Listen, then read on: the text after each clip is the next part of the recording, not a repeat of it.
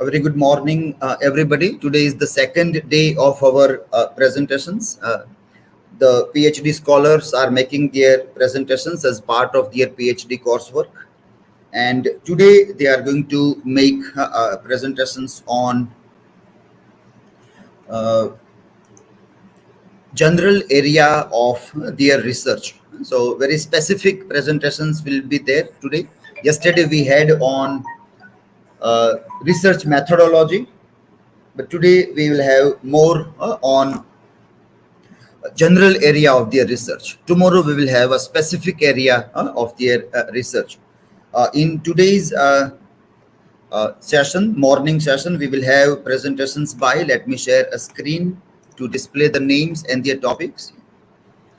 So in this session, we will have presentations from Alpa Ponda on understanding pedagogy and objectives. Asmita Patel will make on waves of feminism in literary theory. Jayati Thakar will make on emerging trends in diasporic literature.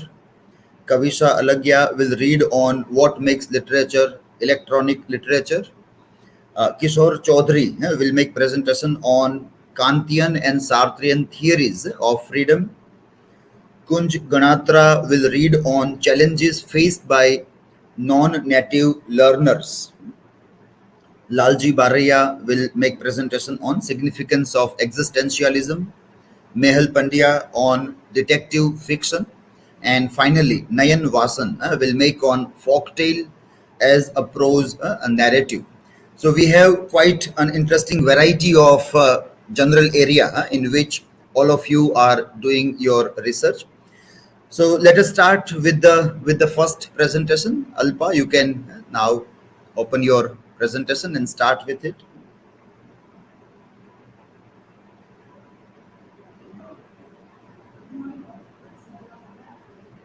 Present my presentation that is on a general area, and the topic is pedagogy and objective.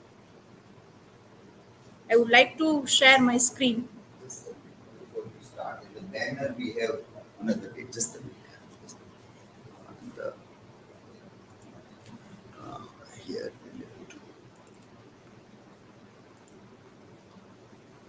This is yesterday's banner. Yeah.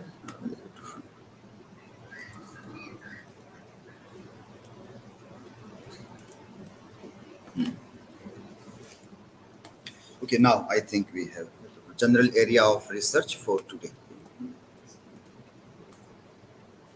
Now you can start. I share my screen here.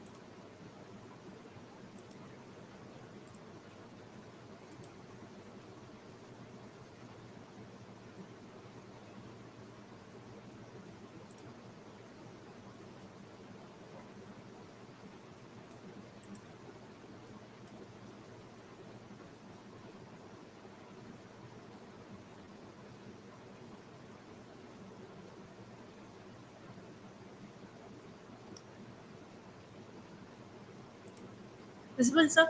Yes.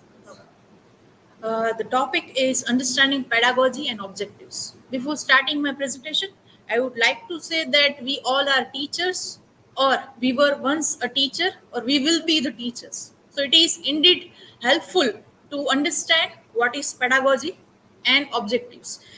We can say that we are most aware about syllabus or curriculum designing, but we don't focus on pedagogy and objective that much. So here it is just an introductory presentation prepared by me on pedagogy and objectives. The content: what is pedagogy in simple way, what is objective that is related to pedagogy, The role of objective in molding classroom pedagogy. I would like to start my presentation with a quote that is by Christopher Brumfitt. Teaching is linear, learning isn't. We cannot refuse to plan. We cannot control teaching. We can control teaching but not learning.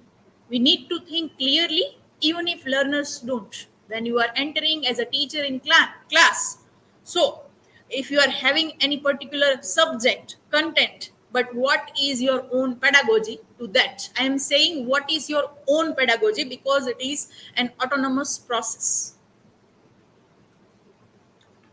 We see the definition of pedagogy. Pedagogy embodies knowledge and skills, approaches, methods, and techniques of teaching, classroom management, and overall effective teaching practices. Thus, it is a complex blend of professional knowledge and practitioner skills that is given by Lovett and Australian Council of Deans of Education in 2003. Another that is by Robin Alexander. Pedagogy is the act of teaching and the rationale that supports the actions that teachers take. It is what a teacher needs to know and the range of skills that a teacher needs to use in order to make effective teaching decisions. Now, it was about definition, but now we are trying to understand with simple words. So, pedagogy is a term that refers to the methods of how teachers teach in theory or and in practice. The word pedagogy, it is taken from psychological field because we have studied Skinner, Paulo, their pedagogy, or we can say how learning is happening with the human mind or with the animals also. Refer, uh, Pedagogy refers to the study of teaching approaches and how they affect learners. And we can say that it is an art, a science, or a profession of teaching in simple words. Pedagogy cannot be said abruptly because we have to think before setting it because it will have various types of consequences. Effective pedagogy is modeled through objectives. Another word that is objective, that is related to the pedagogy word, and pedagogy cannot be set in a way without objectives. So here we can say there is a process, teaching and learning. So how this takes place in the classroom or out of the classroom, there is particular pedagogy when we are talking about teaching because learning can happen anyway, but teaching cannot. It has a particular pedagogy. So what is the meaning of objective? In simple words, it is the aim of the process that one is going through. Pedagogy is a process, but pedagogy can guide it by objectives. In a way, it is pre-decided by teachers, policymakers, academicians, and it is specified, thoroughly studied, experience objectives, and it can help students to meet with the need of this age, or we can say future age. It is necessary to study the needs of students. So when we are trying to focus on objectives, when we are making it or when we are discussing about it, so we have to try the needs of the century, how the students are uh, how the students will be molded through objectives or pedagogies. That is the thing. Generally it happens in education that the system is more exam oriented, which serves rote learning. When we are talking about syllabus, so we go into the class and we start just teaching, but if pedagogy is not decided, then it may happen that the outcome is rote learning. In a way, it becomes necessary to think about the objectives of what the teacher is going to teach in class. Now we move forward. Okay, so I have taken this from one book that is by Robert Diamond, that is about designing and assessing curricula. However important broad course and curricula goals may be, You need also to develop statements that are useful to you and to your subjects objectives that are clear and concise, and that can be measured within the framework of the instructional unit. Objectives are content specific, or we can say discipline specific. If we want to give general objectives, then we can go with discipline specific. And if we go want to go with specific objectives, then we can give content wise objectives, like I am going to teach drama, or I am going to teach poetry, or any short story. So I am giving particular objectives of drama, of poetry, or of novel. That is specific, content specific. The best curriculum or course design in the world will be ineffective if in our classrooms we do not pay attention to how we teach and how students learn. So it is making us to think about our own process of teaching. Here it is the website from which I have taken some objectives. When we go to any websites and it is reflecting the objective of that particular course, then we can say it is more reliable in a way, because when we find that USC School of Dramatic Arts, this school is giving objective on uh, online platform, that creative, they will be creative or collaborative or scholarly, they will scholarly develop the attitude towards the particular field, and they are giving it in depth, so they are not general in a way. Another, that is particular field specific, that I have taken from another book, that is Designing and Assessing Course and Curricula. And this specific objectives are for agricultural field.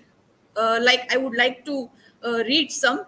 Demonstrate fundamental knowledge of the biological and physical sciences, develop specialized expertise in other disciplines as needed, appreciate and interpret works of art, literature, and the humanities. So you can see that here many things are interwoven in any particular field, like agriculture. They are talking about arts, literature, and humanities also. So, what is the role of a faculty in when we talk about objectives or pedagogy or teaching? We can say that teaching is an autonomous process. If I can say that it is a good pedagogy to adapt, but it may happen that your pedagogy is also better than me. So we cannot specify, we cannot universalize one pedagogy. So it is an autonomous process. In a way, it is experimental. When you experiment something, then you come up with new pedagogy. Then there here we can talk about ELT, that there are many methods of teaching ELT, and we cannot say this is the better, but we can measure in some way when we see the learner's outcome, and how we can set particular pedagogy or objectives while visiting many institutes, how they work. Another, that is interactive method. If your pedagogy is interactive, then it is good in a way. Another is learner centric model. Your pedagogy should have learner centric model. Then updated ways to teach. What I was teaching in BA, or my teacher used to teach me in BA, that should not be the same in a way. It can be not sorry, it can be updated through my knowledge, through my skills as a teacher. And we can say that changes in syllabus can also lead to set another pedagogy or another objectives. Conclusion: an effective pedagogy will lead this education system in a developed body. Teachers must think about their ways to lead the classroom teaching learning process. It is a serious task to set objectives and meet the outcome. Thank you. If any questions?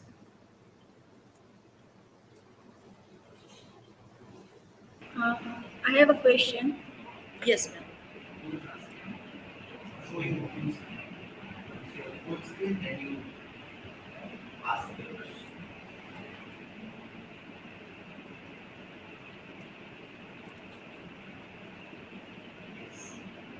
Yes. Is pedagogy static or dynamic? As per my understanding, it is not static, but it is dynamic, because it may happen that the course, the objective of course can be different in some universities, many various universities, and pedagogy can be led as per the objectives. So it can be dynamic. Yes. I have a question. What would be your pedagogy for drama? Yes. See on the screen, see how are you Okay, my question is for you. in the center when you ask the question.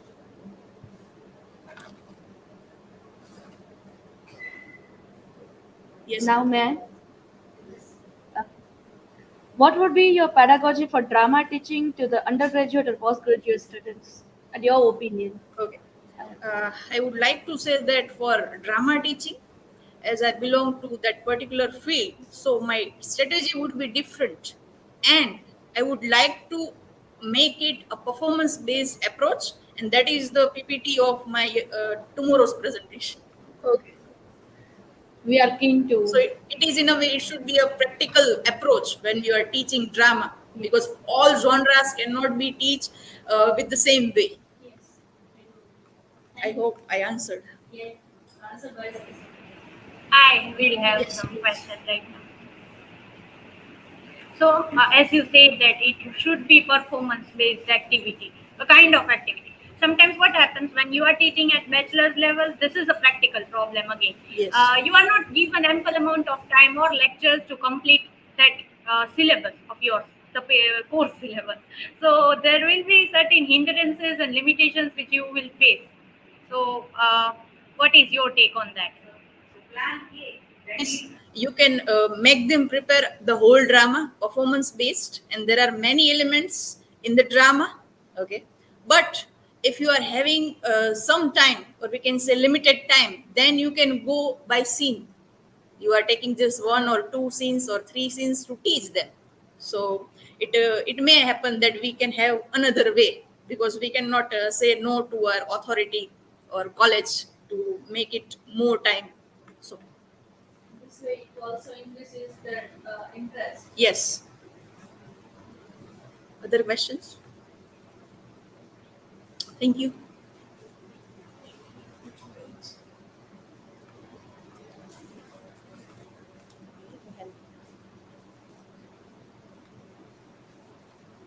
Stream here. Presentation. Google Classroom. Yeah. Blue. Open your Zoom.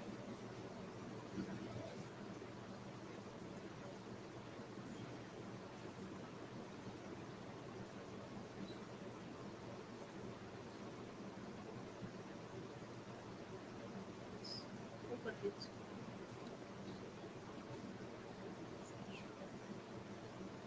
And stream here.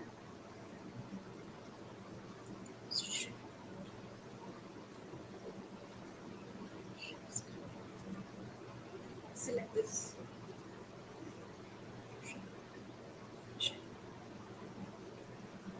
Remove presentation.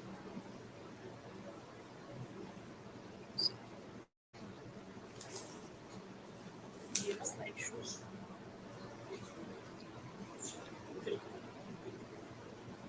And hide.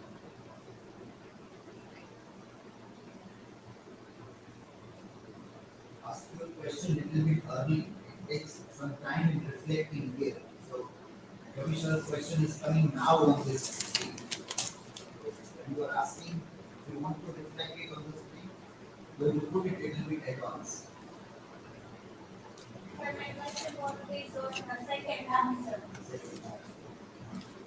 Good morning, everybody. Myself, Asmita, and here I am doing my presentation for paper 2 as a part of my PhD coursework. And my theme is related to this quotation which is of Virginia Woolf, and that gives the idea that I'm going to present on feminism. Now, what is feminism? In Oxford Dictionary, it is defined as a movement associated with the advocacy of equality of the sexes and the establishment of political and economical rights of the female sex. So, in that way, feminism is more or less, it is more the political and social movement with its effects on the other aspects of the other fields like literature and economy, etc. Feminism as a literary movement talks about the condition of females as portrayed in the literature. So, as a student of literature, we are concerned with feminism as a literary theory. The emergence and development of feminism is being discussed in form of waves of feminism. So here I am my topic is waves of feminism. Feminism as a movement can be traced back to the late 18th century. The issue of rights of women first became prominent during the French and American revolutions with regards especially to property rights, the marriage relationship, and rights to vote.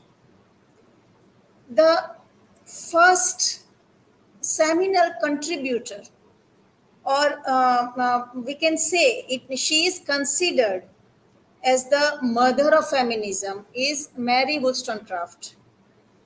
She was an English writer, philosopher, and advocate of women's rights. She has written a beautiful work named A Vindication of the Rights of Women. And another book is The Thoughts on the Education of Daughters. In both these works, she focuses on why education is so important for a girl, because she believed that education can give a woman equal rights and equal companionship in a marriage. Her main thirst was on the idea that women should be put forward as a rational subjects. The another seminal contributor is Margaret Fuller. She was an American journalist, editor, critic, translator, and women's rights advocate. She is remembered for her landmark book, A Woman in the 19th Century. It was published in 1845. She gave the theory of androgyny, which means no male is having all the masculine qualities and no female is having all the feminine qualities. They both possess the inclusive qualities. Some qualities are feminine and some are masculine. So with that, we move to the second wave. The second wave was aroused in 1960s, and it concerned especially with the emphasis on unity and sisterhood. And feminists called for traditional gender re-evaluation of traditional gender roles in society, and put an end to exist discrimination, sexist discrimination. Virginia Woolf was an English writer whose work has been read amongst the most impassioned piece for women's rights. She is known for her seminal book, A Room of One's Own, in which she talks about the fictional sister of Shakespeare, who is as talented, Judith Shakespeare is the name, who is as talented as her brother, but she cannot get that much recognition, not the least recognition at all. The point is not that the character is fictional. She argued, and she asks that if Shakespeare would have had a sister, would that sister be as famous as he? This was her argument. Her experience of getting discriminated as an author among the literary circle is kind of reflected in her statement. She pleaded for women's financial independence, as she quotes, and here I quote, a woman must have money and a room of her own if she is to write fiction. Having money and a room of her own brings in her a kind sense of freedom, where she can she can be with herself, and she can do work or the whatever she likes to do, which gives her pleasure. So this is her argument. The another person who is considered as a key figure, who actually inaugurated the second wave of feminism, is Simone de Beauvoir. She was the French activist, and her most influential work is The Second Sex. It was translated by Parsley in 1954, because originally it was published in French. And she argued that one is not born, but rather becomes a woman. She says that no woman is born as a woman. When a child is born, the child doesn't know what manness is, what femaleness is all about, and what maleness is all about. That has been told to the child, and gradually the person becomes male or a female according to the norms of the society. She pleaded for women's participation in productive workforce as fully paid workers. She pleaded them to be stopped as considered as the second sex, or deteriorate to a male. The first two waves drew criticism for centering privileged white women only. The third wave was more diverse. It is considered to have arisen in 1980s and 1990s, somewhat in middle. The feminists of this wave broadened their focus, and they set their goal on the class and racial issues that were out of focus in earlier movements. They broadened their goals by focusing on abolishing gender role stereotypes and expanding feminism to include women with diverse racial and cultural identities.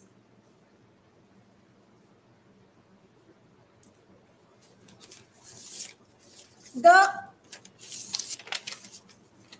recognition, the seminal person of this era is Rebecca Walker. She wrote a very useful and very reputed book that is becoming, actually she was the person who announced about the third wave, the term. She coined the word third wave in her article, Becoming the Third Wave. She achieved international recognition for her writings on feminism, motherhood, and multiracial identities. She co-founded the Third Wave Fund, which is a non-profit organization which aimed at encouraging young women to get involved in activism and leadership roles. The another person of this era is Kate Millett. She was an American feminist writer and activist. She developed the notion that men have institutionalized power over women and that this power is socially constructed, it is not biological one. This theory was the foundation for a new approach to feminist thinking that became known as radical feminism. She wrote a book, Sexual Politics, which is regarded as a classic of feminism and one of radical feminism's key texts. Her argument is that every girl feels repressed due to her knowledge that she won't become an heir of her father's wealth. The most significant person of this era is Judith Butler. She is the seminal writer and activist who believed, and as she writes, that masculine and feminine roles are not biologically fixed but socially constructed. A girl gradually becomes like her mother and a boy like her father, and she takes support from Freud's theory to prove her argument. Now, towards the conclusion, let's move to the fourth wave.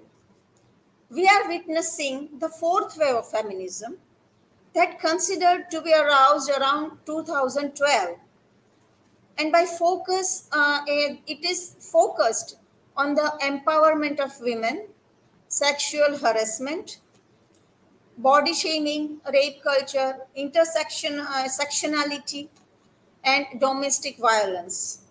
And Me Too movement is significantly a part of this wave. The fourth wave seeks greater gender equality by focusing on gendered norms and the marginalized of women in society. This is how feminism as a movement keeps on evolving with new issues and new goals to meet requirement of the time. Thank you. This is it from my side. Now, if there is any question, yes. I do have a question, ma'am. Uh, how far feminism is yet remain? Let me find your question and then come on the screen you ask. Okay. Now it works. Now it works. Okay. How far feminism is yet remain to uncover with many other layers, according to you? How far feminism is yet remained with the other layers are still uncovered. Other layers in which sense? There are so many layers of feminism as we studied, in even in the first phase, second phase, the middle phase, and the last and the fourth phase They is are right now. they are included in because it is a very vast and deep Yes. topic, and I cannot include all of them. That's why I have just prepared the outline of these waves. So I'm asking your perspective. Yes, yes, That yes. it is time and again this thing is discussed. That what are the other things that still can be focused upon, according to you? Okay, now see, Women are being discussed. The rights of women are being discussed, and the other gender transgenders issues of transgenders and issues of gays and lesbians, they are discussing, and all the topics that are related to women that can be discussed. Yes, Kishor. Actually, I have a question, but it got washed out there. May I ask a question already? My question was like you rightly pointed out in that vindication of the rights of women, that is what is there.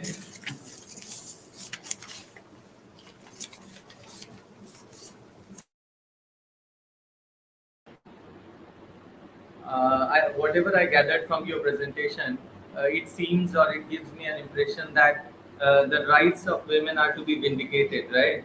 So, in a way, you in fact challenge the categorization which becomes discriminatory in nature, right? For instance, I'll give you an example so you'll understand. For instance, the entry of a woman in a particular temple, it is discriminatory because that kind of categorization is discriminatory. For instance, in the case of Sabrimala, women were not permitted, so they went to Supreme Court, they got their rights. So the rights of women are vindicated in that case.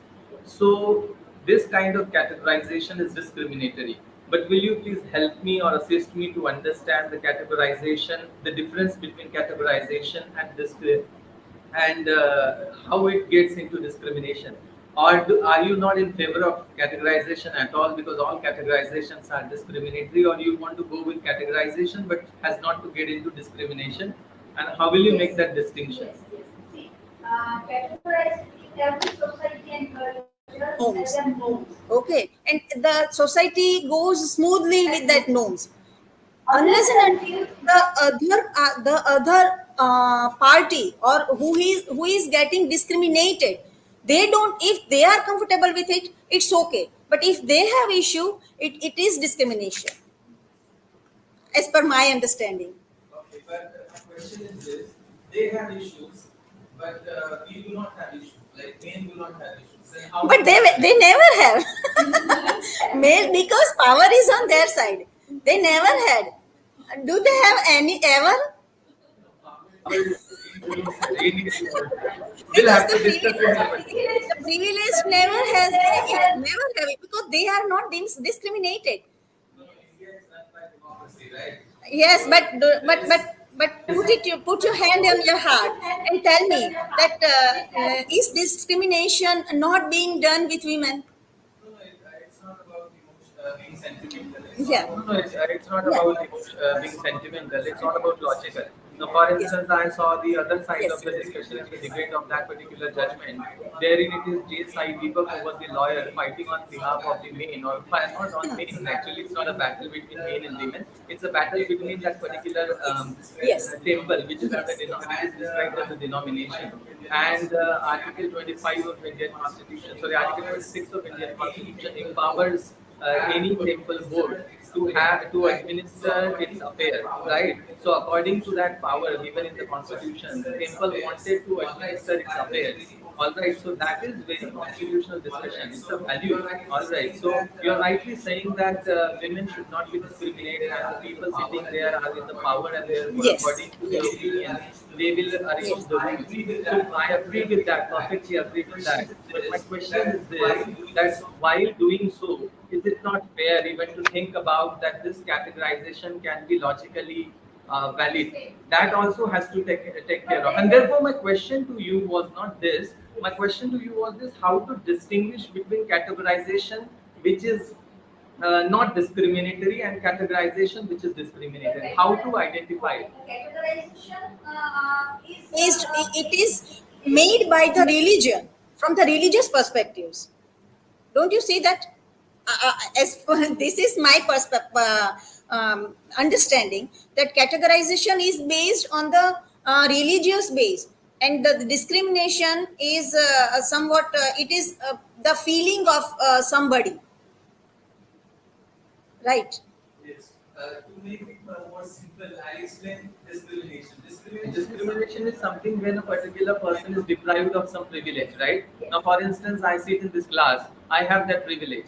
But if you do not have that privilege, so then it becomes a discrimination. Even if you belong to the same stature, that is to say, you are also masters, I am also masters, and though we are identical in some or the other way, but one of the privileges is given to me and not to you, then it becomes discriminatory, right? Where we need ground is same.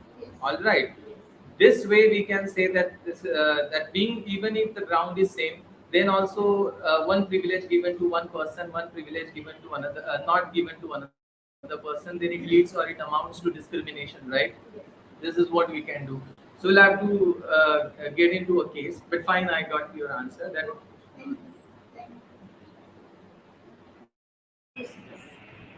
So my question is, as I said, feminism, as you said, also mentioned that it started in Europe and is basically focusing on the white women particularly and initial. So now when we come to the Asian countries, African countries, there is this new social theory emerging, feminism. If you are aware about that social theory of feminism, then what are your inputs, like how we should, or how, what are the differentiation, I'm not distinctions? aware of that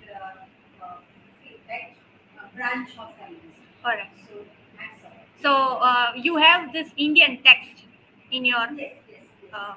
In my yes, the topic is on that. Like, so in when we come to India, then we have this theory which supports the contributions of non-whites. Thank you. Uh,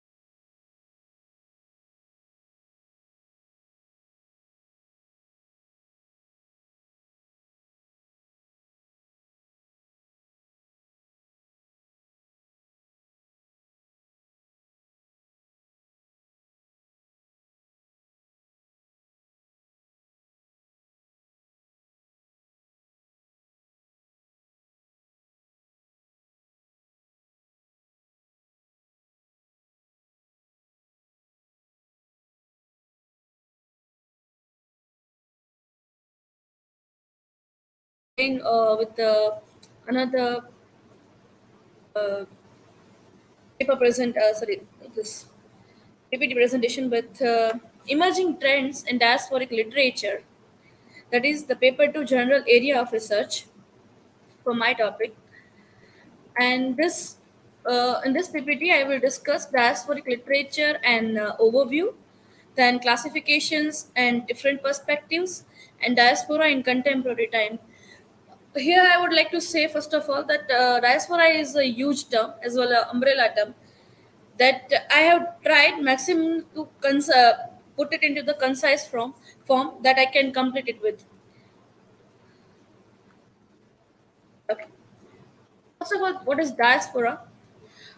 Diaspora, from the Greek word scattering, refers to the dispersion of a people for their homeland. The word is associated with the dispersion of the Jews beyond Israel. Diaspora means migration of a specific population across cultural domain where the uprooted people feel nostalgic about their homeland. It does not mean that they have no home, but having home on an alien land becomes a means of suffering for them.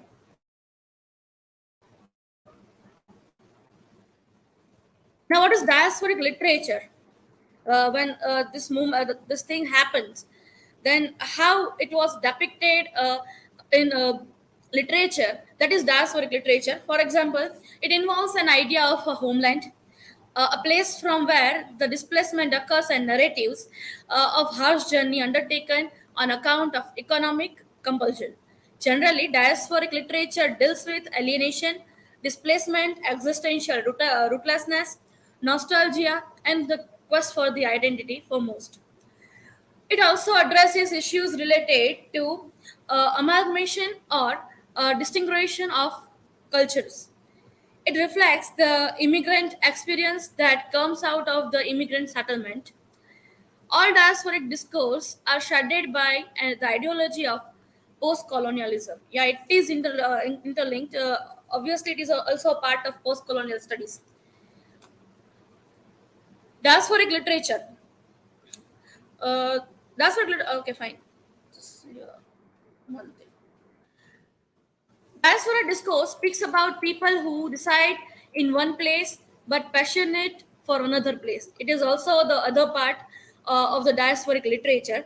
Another aspect of diasporic discourse is the search for selfhood in the world between two cultures. It is not that it has also a positive aspects as well. Classification and different perspective of this term, that William Safran's definition of diaspora conceives of diaspora as only one particular form of mass migration that involving forced exile and a fraught and lengthy period of resettlement and planting down of a new roots in region of destination. Original, therefore, he includes original communities have spread from the homeland to two or more than two countries. These communities are bound to their original geographical locations by a common vision, memory, or myth about their homeland.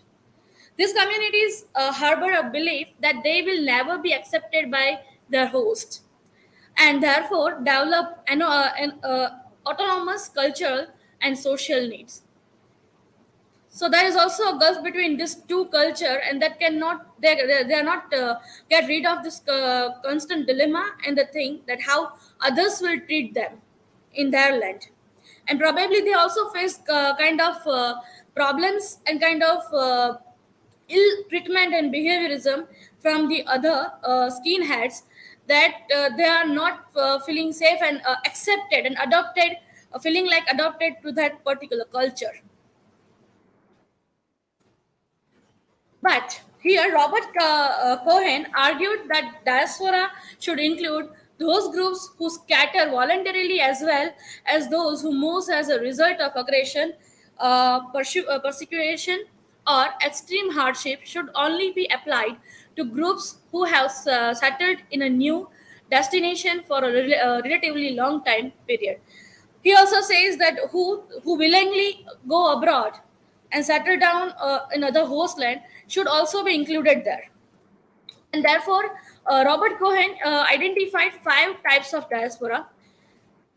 Just briefly, I have overviewed here that victim or homeland diaspora, that is, for example, classic diasporas forced into exile, such as the Jews, African, and Armenian diasporas. Then labor diasporas, that is mass migration in search of work and economic opportunities, such as the Indian and Turkish diasporas. Trade diasporas, for example, migration seeking to open trade routes and links, such as Chinese and Lebanese diasporas. Imperial diaspora, that is migration among those keen to serve and maintain empires, such as British and French diasporas. Cultural diasporas, those who move through process of chain of migration, such as Caribbean migration. So these are the 5 parts that are classified and put into the particular way.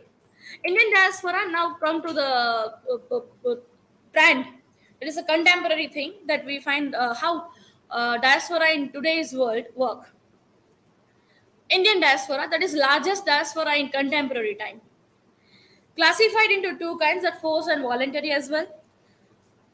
Forced, that consisted of disprivileged and subaltern classes, forced alienation as well, was a one-way ticket to distant diasporic settlement, where in the days of yore, the return to homeland was next to impossible due to proper means of transportation and economic deficiencies. The physical distance then became of a psychological alienation. Than the voluntary that we find most of the time nowadays. The diaspora is voluntary in this. That is why people are more psychologically and emotionally stable and prepared enough to adopt the other and the new culture. So, and they are also preparing to build their own identity and home somewhere in the other host land. The second diaspora was the result of man's choice. Inclination towards material gains, obviously, that most of the time that is material gains and economic benefits they are seeking out of this diasporic and migration. And business interest, representation of privilege and access to contemporary advanced technology and communication. Now, more, that who are the writers right now? Majorly, they are discussed in research work, as well. They are always in discussion that from India. That is, Indian diaspora can be applied to ample number of writers, including major international writers such as V.S. Naipaul and Salman Rushdie, and other accomplished emerging writers. Expatriate writers like Amitav Ghosh, Vikram Seth, Visanjani, Bharati Mukherjee, Chitra Banerjee, Kiran Desai, and Anita Desai. Most of the Indian women writers have contributed the perspective of gender among with the themes of ethnicity, migrancy, and post-coloniality, language and religious tradition. These expatriate writers span about their footing in cross-cultural contrast. Before I conclude, I would like to say my concern majorly remain with the first phase of diaspora. That is also a topic for that is a base and the back thing that is for my research topic as well. That is, I have taken Abdul Razak Gurna's fictional works under this particular thing, because diaspora originally the suffering that comes from diasporic literature is majorly found with the first phase of diaspora rather than the second one, because it is somewhere the choice and the wishful decision for one to settle in some host land. So that is the other thing. But the forced exilation and lack of adaptation that cannot be possible for an individual, that creates a problem here. And that is why to study it more and more, the possibilities does not kill there. That now the means of transportation and communication are developing with the changing and the updations of technological instrument. still we have certain things to peep into the diaspora as a first phase rather than the second phase, and I have worked upon, I have commenced to work upon that particular thing. I would like to conclude because there are some certain things that is possible for others to peep into that. The study of diaspora is contemporary times has become multi-directional. Scholars usually try to see the basic roots of distinguish the concept of diaspora with respect to various cultural and geographical aspects. Nowadays, the uprooted communities do not feel nostalgic about their homeland because they have technological means of communication. Hence the concept of myth of returns has to be studied with a new dimensions. It should be there, but with new dimensions and new pentameters should be now should be worked in it. These are the references that I have taken. One more thing I want to discuss here at last to conclude it. There is a Frederick Jocre University Catholic de Louvain, Belgium, and IZE, Germany, done one research entitled as "The Brain Drain from Developing Countries." The brain drain to brain gain. That is based on economical statistic. That how developing country that we can say that uh, poor countries in a way that they addresses it. The developing countries and the labor they are transferring or migrating from their country to the other host land for economical benefits, and they settle down there for generations. So basically the developing country has a loss and the other host land, the other country, has that gain, that they are getting the benefits of that. Because technically if we see the person born and brought up and then skilled, get the skill, capable of that getting the skills that in the one land, and they are serving to the other land. So this thing is also a noticeable thing, and that can be also work upon. Yes, I just went upon the brief review through this. I thought I should share with you. Okay, uh, I end my presentation here, and the session is open for questions. I have one question. Yes, please. Am I audible, sir? Okay. So my question is, do you find differences when it comes to different countries regarding diaspora? Because all have their own cultural memories. Means there it I think distinguishes the things. Because diaspora as a global literature also people are looking at it. They're upholding a major term, and my with my inadequate knowledge, but at a base or brief idea I can provide that every culture has different significance, different myths and memories that person at that point differentiate from each other, even though they are working under the same term, that is diaspora. Thank you. Yes, please. So my question is, as you mentioned in your slide, that voluntary diaspora. So can you elaborate that with illustrating particular kind of text which you have observed this voluntary diaspora? My minimal reading about that, but still I can make something clear about that. If we study Chitra Banerjee, is most of the characters or protagonists, female protagonists from her short stories, we find they are living in India, but somehow after marriage, they migrate to the other land. Same way, the uh, kind of content we find with Jhumpa Lahiri in her namesake. Even though it is a voluntary diaspora, we can say somewhere the clash between reality and ideally we thought the expectations, that primarily we think that we will get settled in that, but it is not that easy.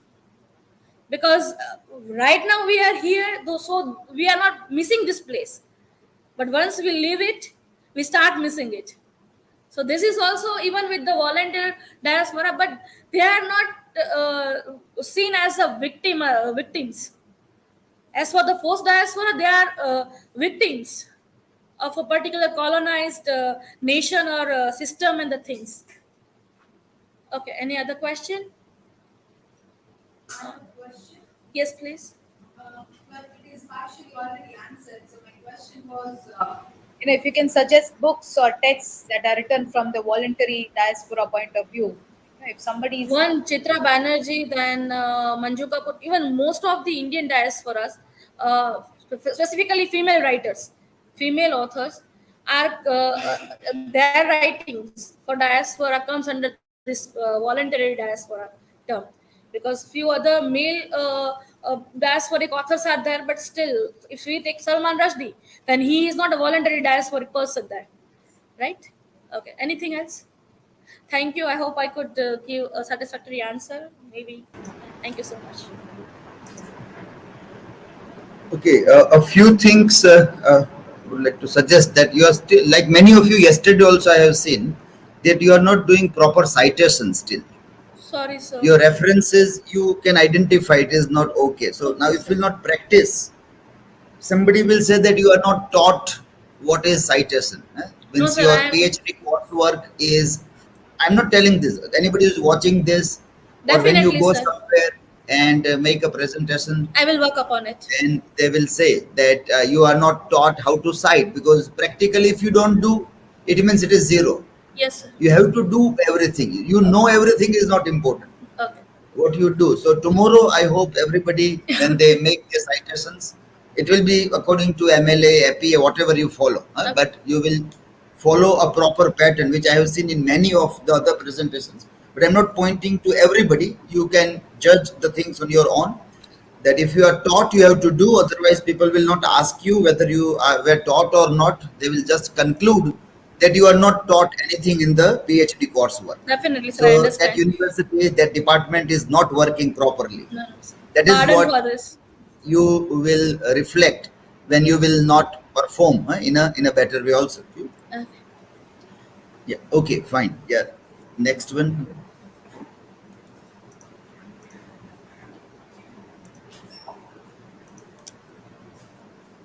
Camera is okay, sir. Yes. Yeah.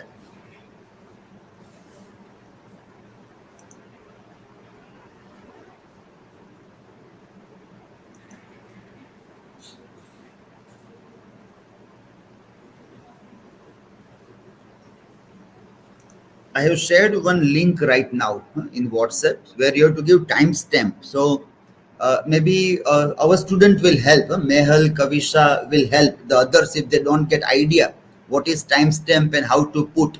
So you can ask them in the break, and so that today you can complete the timestamps of yesterday's presentation, and then today's when it is over, then you can do it in the evening, and then tomorrow's also. In the same sheet, you have to put the timestamp, so we can chapterize YouTube videos. In the YouTube, when you want to directly go to a specific presentation, we can chapterize it. For that, we want timestamp there.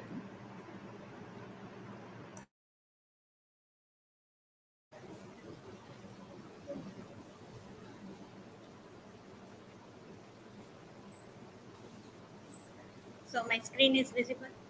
Thank you. All right. So, greetings of the day, everyone. Today I have brought something new, something different, something quite modern concept of literature. Many have doubts that what might be electronic literature. So here I'm going to explore this field, particularly on the basis of a text written by electronic literature scholar, that is Catherine Hales, who was the exponent of this field and who had written numerous books on this field. Firstly, I would like to ask you about your definition or your viewpoint of literature. What do you believe till now? What is literature? Quickly, in 1 to 2 words. Something? is emotions and feelings, Emotions and feelings, experience, experience, something related to aesthetic quality, giving us that aestheticism, something which has intangible, something which has originality in it, something which is described in ornamental language, not in common language, but which is garnished with language, form, structures, figures of speech, so that we have this traditional idea of literature, and we had studied it, and we had found numerous books, extensive amount of works written in this kind of style structures, so that we know that it is literature in our sense. Now this is what we have, a conceptual or common understanding of the word literature. Coming to this aestheticism and going to absurdism, as we had studied this modern literature, postmodernism is all about absurdism, having no meaning at all, and we ourselves are giving meaning to that particular text or whatever we had read till now.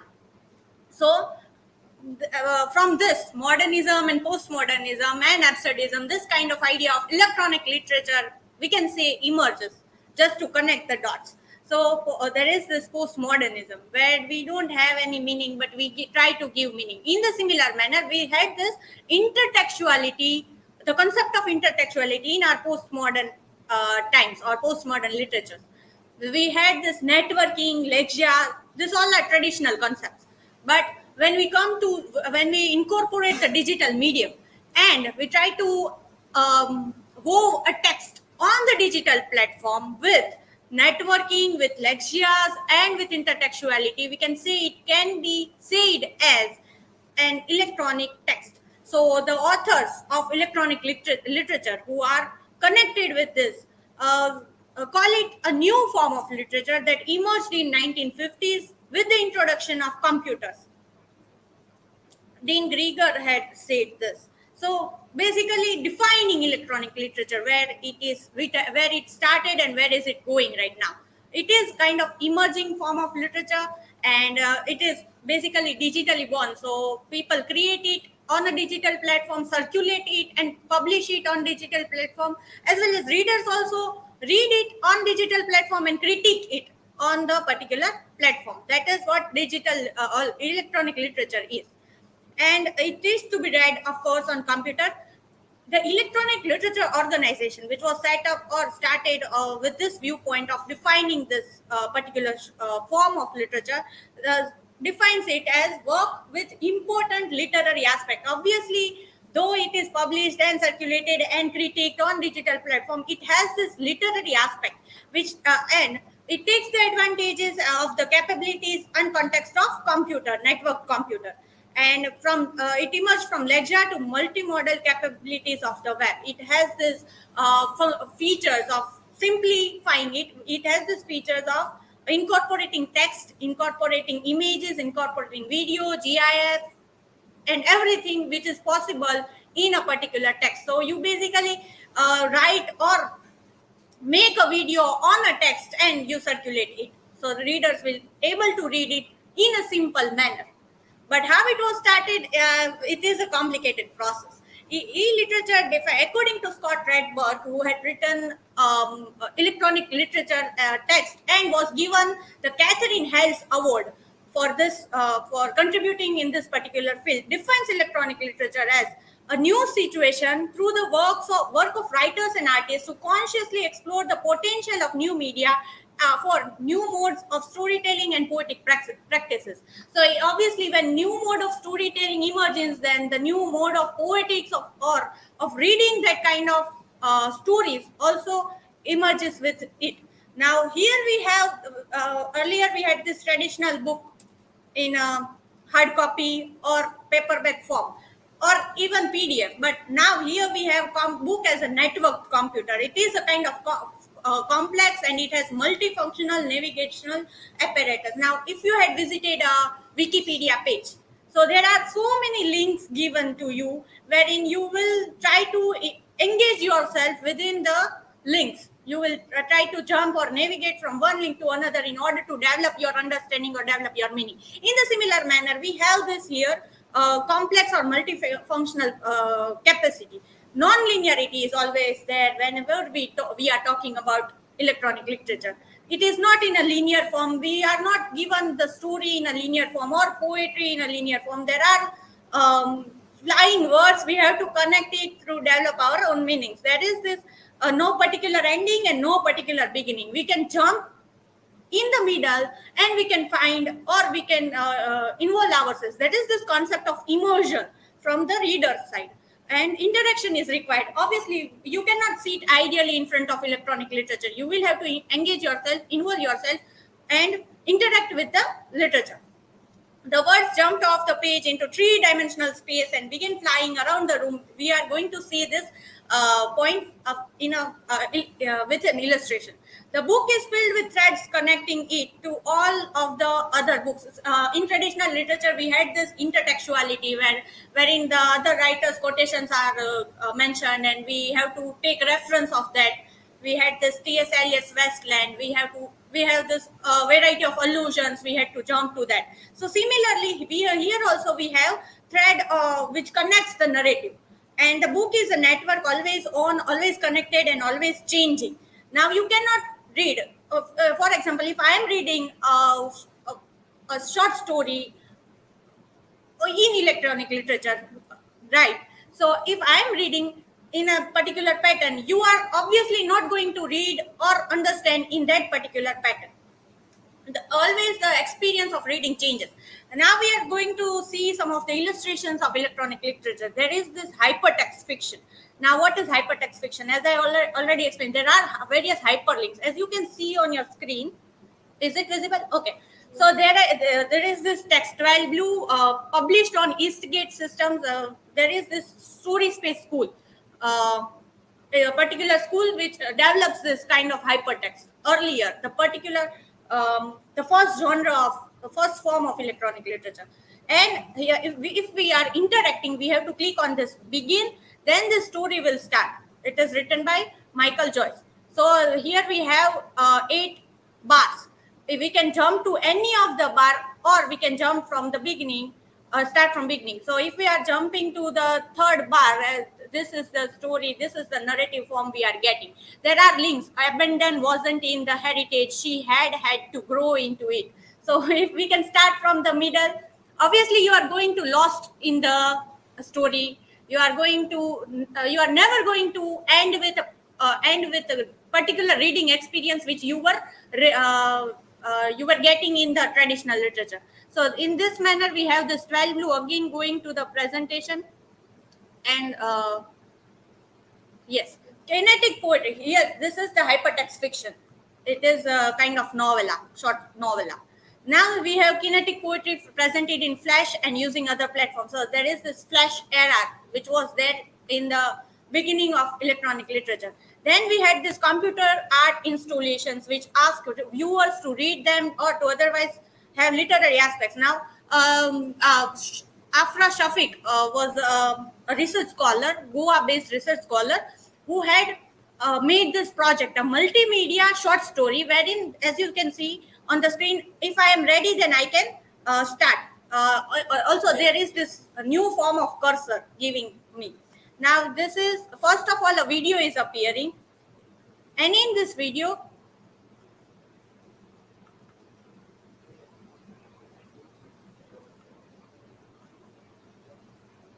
you can see a protagonist is reading something. Well, female protagonist. And the words are flying, and she is also flying along with the words. So there is this high imaginative capability which the writer is providing us, the author is providing us. And we have to flow with the narrative. If they are asking us to read a paragraph, then we have to read a paragraph. If they are asking us to involve ourselves by watching the video, then we have to watch the video. So this is how this Sultana's reality is based on. It was based on the women and Indian education system, like how the Reformation was started, and everything is incorporated in this short story, multimedia short story. There is the theory of modality also. Now there is conversational characters known as chatterbots. Interactive fiction is there. Galati is the interactive fiction, once again by Emily Short. It can be viewed on Macintosh, and it's a kind of game where we have to play it. Here you can see on your screen, like to begin, download and install Spatterlight, or in Windows, download or install Gregoil if you do not already have the Z machine. interpreter. So all these are based on algorithms which are designed by humans, and we are able to view it on the machine. Next is novels that take the form of emails, SMS messages, or blogs. Nowadays, there is this trend of writing blogs, publishing it, and there is this particular linearity is formed, or a story is formed by episodes. In the episodes written on blogs or SMS or emails, even collaborative writing projects that allow readers to contribute to the text of a work. Obviously, when I am producing a literature, electronic literature, I'm giving my readers the chance to also provide me a particular plot within the within my story. So if I am putting a character at the end of on the verge of death, then my readers, by commenting on my fiction, will provide me ideas that what can I do next in the next blog or in the next episode of my story. So there is this aspect of collaboration, interactivity, conversation, which can be incorporated or is a part of now electronic literature. Poems and and stories that are generated by computer, either interactively or based on parameters given at the beginning. Here on the screen, you can see the poem generator.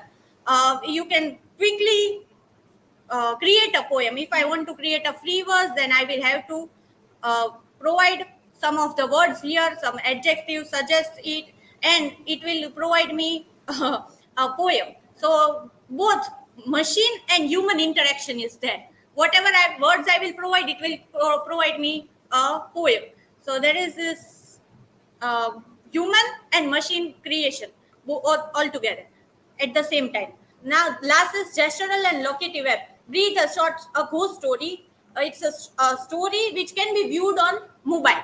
Now, till now, I had explored this hypertext fiction. It won't be able to access. You won't be able to access it in mobile. But in mobile, if you want to read a story or electronic literature, then it is a story which will provide you this narrative. You can see on the screen. Breathe, a ghost story by Ted Pullinger. You will have to click here and things will appear. However, bedtime was while ago and everything. Here is the computer layout or laptop layout, desktop layout of the same story. If pick up your phone, I am ready to pick up. This book is sensitive to the world around you. For it will basically give you a horrific experience of reading, which the traditional literature provide only by imagination. You imagine the essence of horror in your mind, but this will provide you with visuals.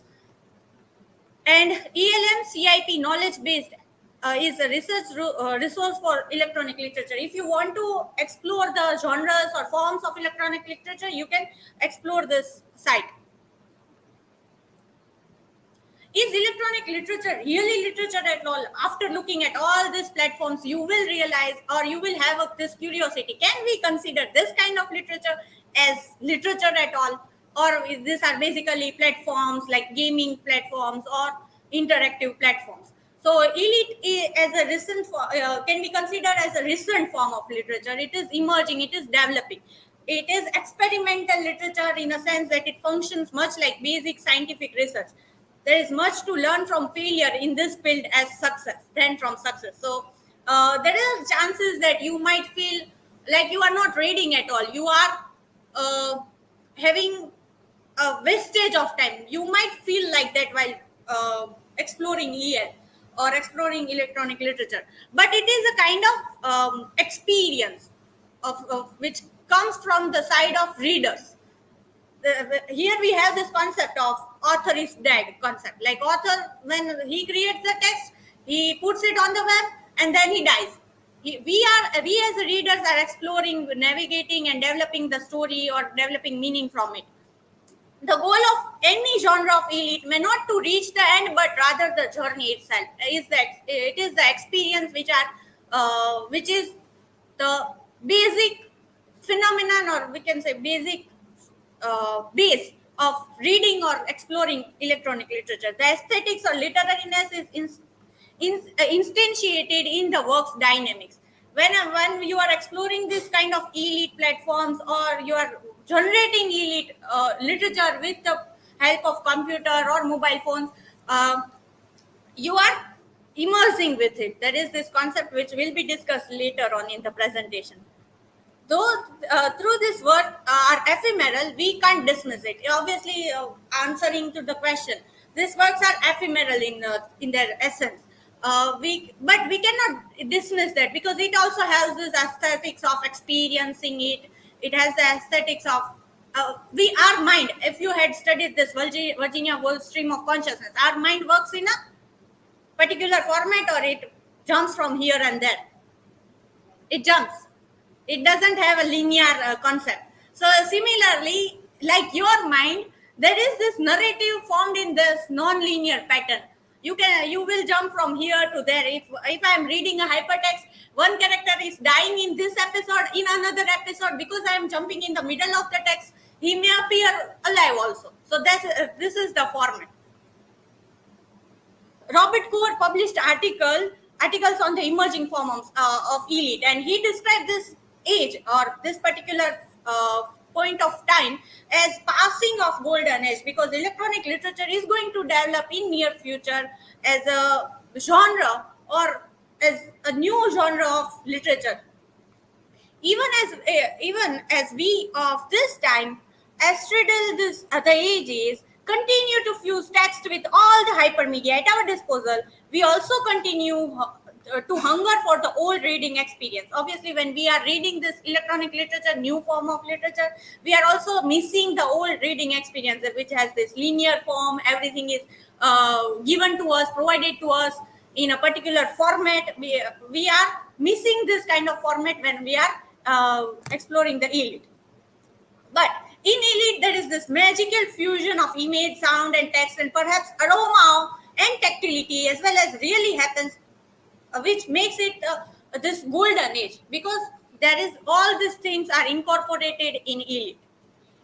Now, coming to conclusion, this conclusion is based on, it is an open-ended conclusion, because most of you might have this question that can we consider this as a serious literature or not? Because when we have this traditional theories given by Coleridge, given by Wordsworth, of analyzing the text,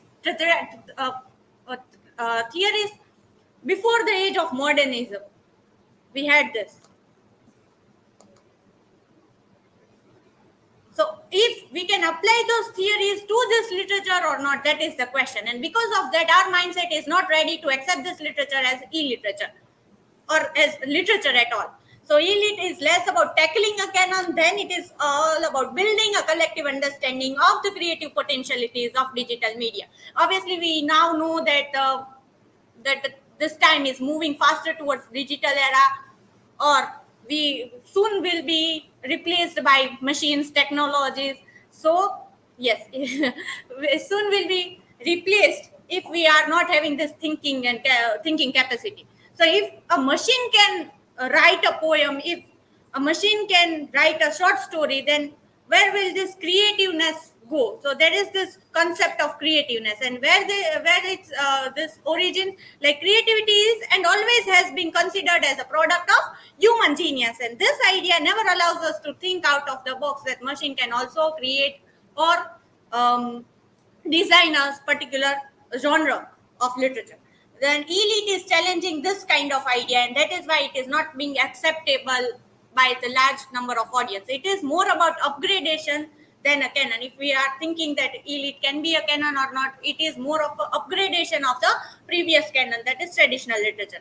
So there is this never-ending debate or discussion kind of thing, that elite is electronic literature inferior to the print canon or not? Because there are two suppositions or two perspectives which we can think of, that readers come to digital work with the expectations of print literature, traditional literature, that we have this concept of traditionality or traditional literature, that this should be like this these are the functions, and with that mindset we are going to electronic literature. So that will be a kind of hindrance from our side to accept this form of literature. Secondly is that EL tests boundaries of all literary and challenges us to rethink our assumptions of what literature can do and be in near future. Here are the references, and thank you everyone for listening me. Now I ask for questions. Yes. The question is, when I have a word in my mind, then I will have a specific contextual purpose behind that word. Okay, if I am right, I am going to write upon that word. Okay, if I am giving words to machine that you have said in presentation that it creates poetry, then it will paraphrase mechanically and give me a poetry. Okay, then what is my role, or we can say what is the role of human author in it? Basically, people now, the platform was Generator. And another thing that I would like to add, that I have said that there was my purpose, and when I am giving it to machine, then it will not gain my purpose regarding that word. So what is the role of human Aesthetic author in that? valuation with the thing. Firstly, answering the first question, like the platform's poetry generator was there. You want to create a free verse or you want to create a haiku? Free verse, for example. So I'm giving a word to machine. So your word will be freedom. So machine has this own idea of freedom, and we also have our own idea of freedom. If we Machine doesn't have their idea of freedom, but it is included by humans, It may happen. so Not, through the algorithms, machines give us algorithm. machine give us their idea of freedom, which was given to machine by humans. So there is this particular idea of freedom with them. I have my idea of freedom with me. Machine doesn't have this literary sense. Now here we also have this idea of absurd literature, which doesn't have sense, but we have to develop the sense according to our own will. So machine will give me poetry or 3 to 4 lines or 2 words on freedom with the words I had feed to it. 2 to 3 words: freedom, consciousness, or liberty. So it will make a poem around the words and will give me in written. Whereas I, as a human, has my own understanding of freedom and want to write in a particular context of freedom. But if you as a writer are writing, you might have a sense, or your poetry can be evaluated by anyone. Your poetry can be understood by anyone. While here as machine is writing, there will not be any coherence or linearity or format. It will give you whatever the algorithm are asking them to do, machine to do. So there is a huge role of writer when they are writing. Yes. Then machine. And answering your second question, like people are doing, they will create a poem. For example, I don't know how to create a poem. I don't know, and I am asked to submit a poem in a particular amount of time. So creativity requires time, right? So if I am in a hurry, then I will feed some words, and I will have a free verse poem with me, written by machine actually. That is the case of plagiarism. No, here the idea of plagiarism differs. Like half I am writing, half machine is writing. Then I am publishing it on my name. People are doing it right now. But here again, the authorship, the question of readership and authorship is coming. There we have the particular whole chapter in my paper of readership and authorship is there. So there a particular discussion can happen in future about this readership and authorship question. Yes. Who will take the charges of obscenity? The literature is very obscene. Who will be penalized? Whether the person. That's an interesting question. You got my question? Yes. So what about that? People are right now doing that. Have you researched about who will take the ownership of the ideas? If the ideas are very obscene, or if they violate the fundamentals of the let's say, values or morality. So, who will be penalized in that case? Its name. If I am publishing, then all the authorship is on me.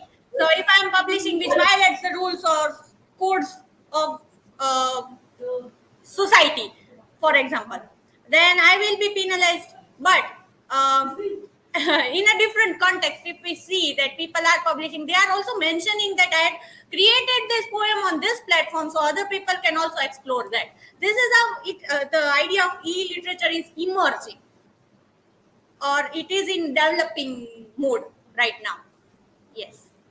My question is, you told that in electronic literature, it is readers who find the meaning, right? Unmute yourself.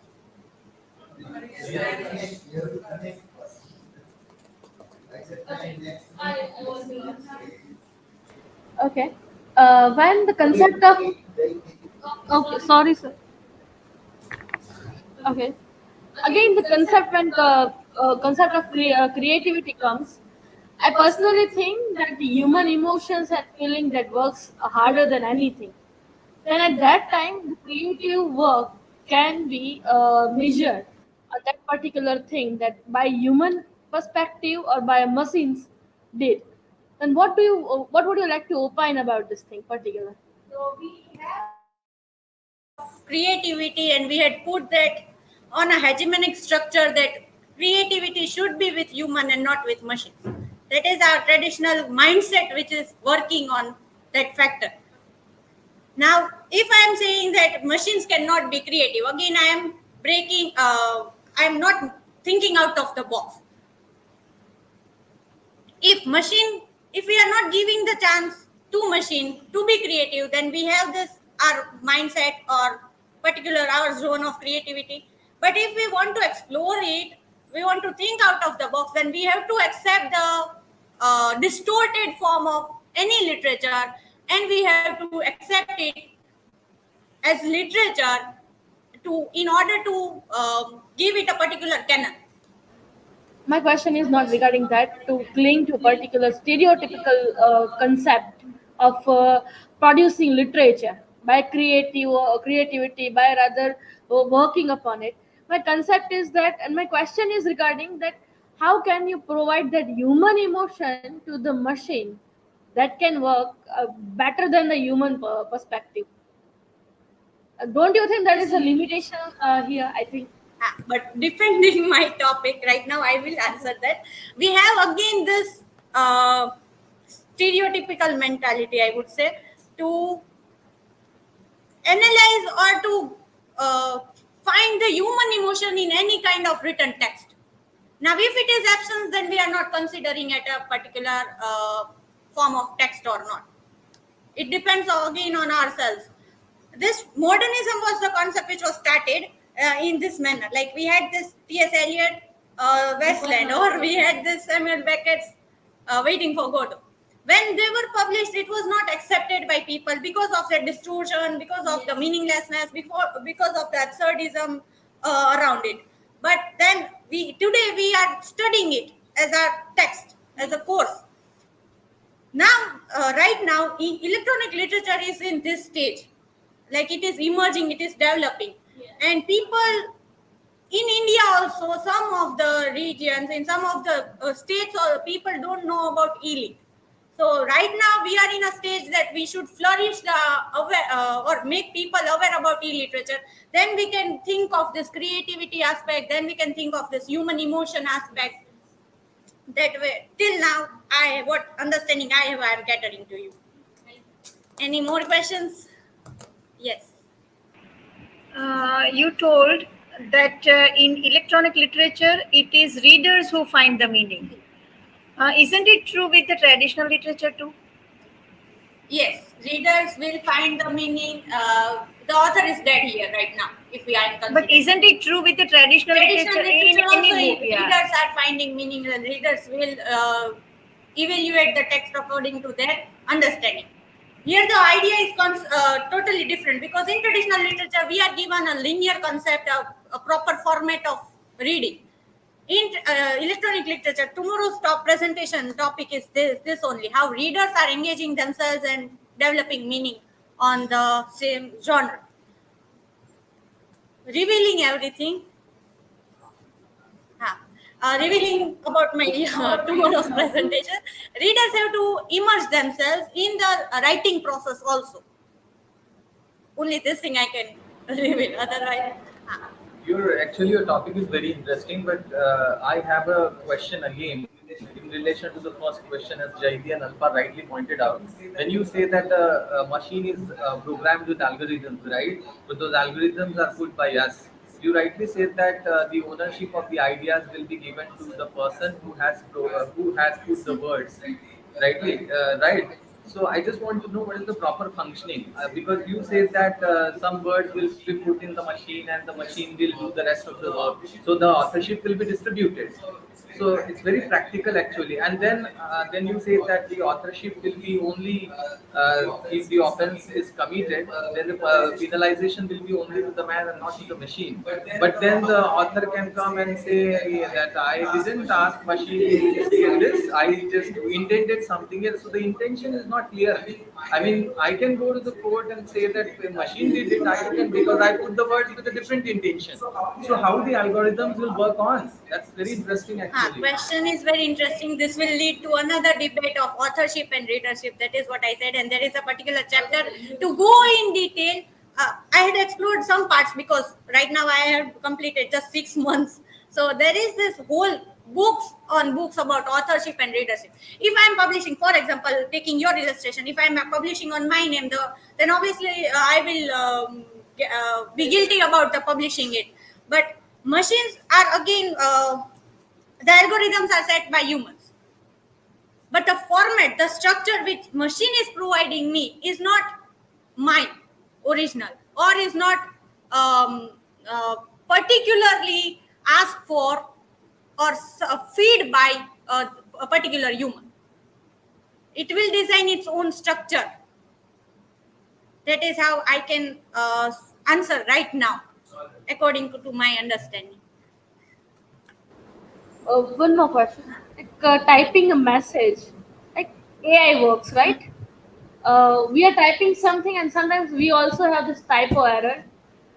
We are trying to write something, convey something, and there is AI interruption, and we somehow, somewhere in hurry, send the message, and then after realize some words were not appropriately sent.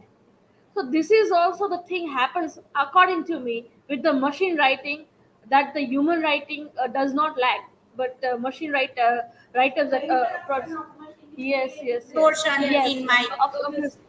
my message.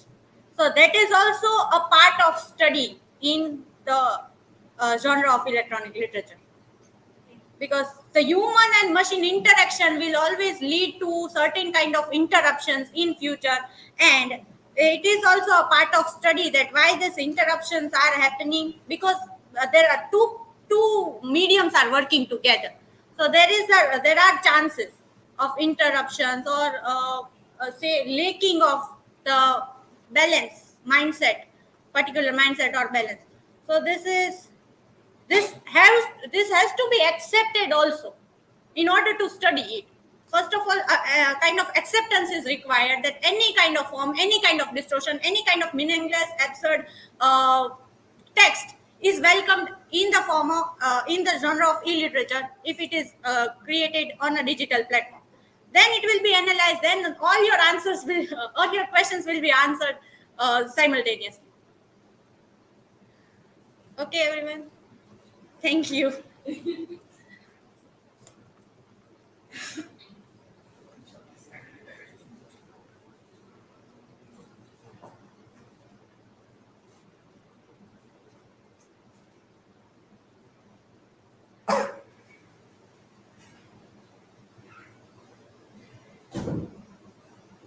Screen sharing is already on.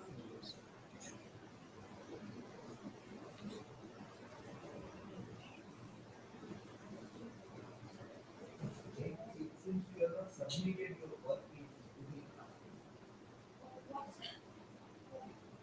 Google Classroom. You have not submitted your work. Actually, Yes, it's very interesting actually. Oh, That bit, slideshow. Click on slideshow and your slides will appear.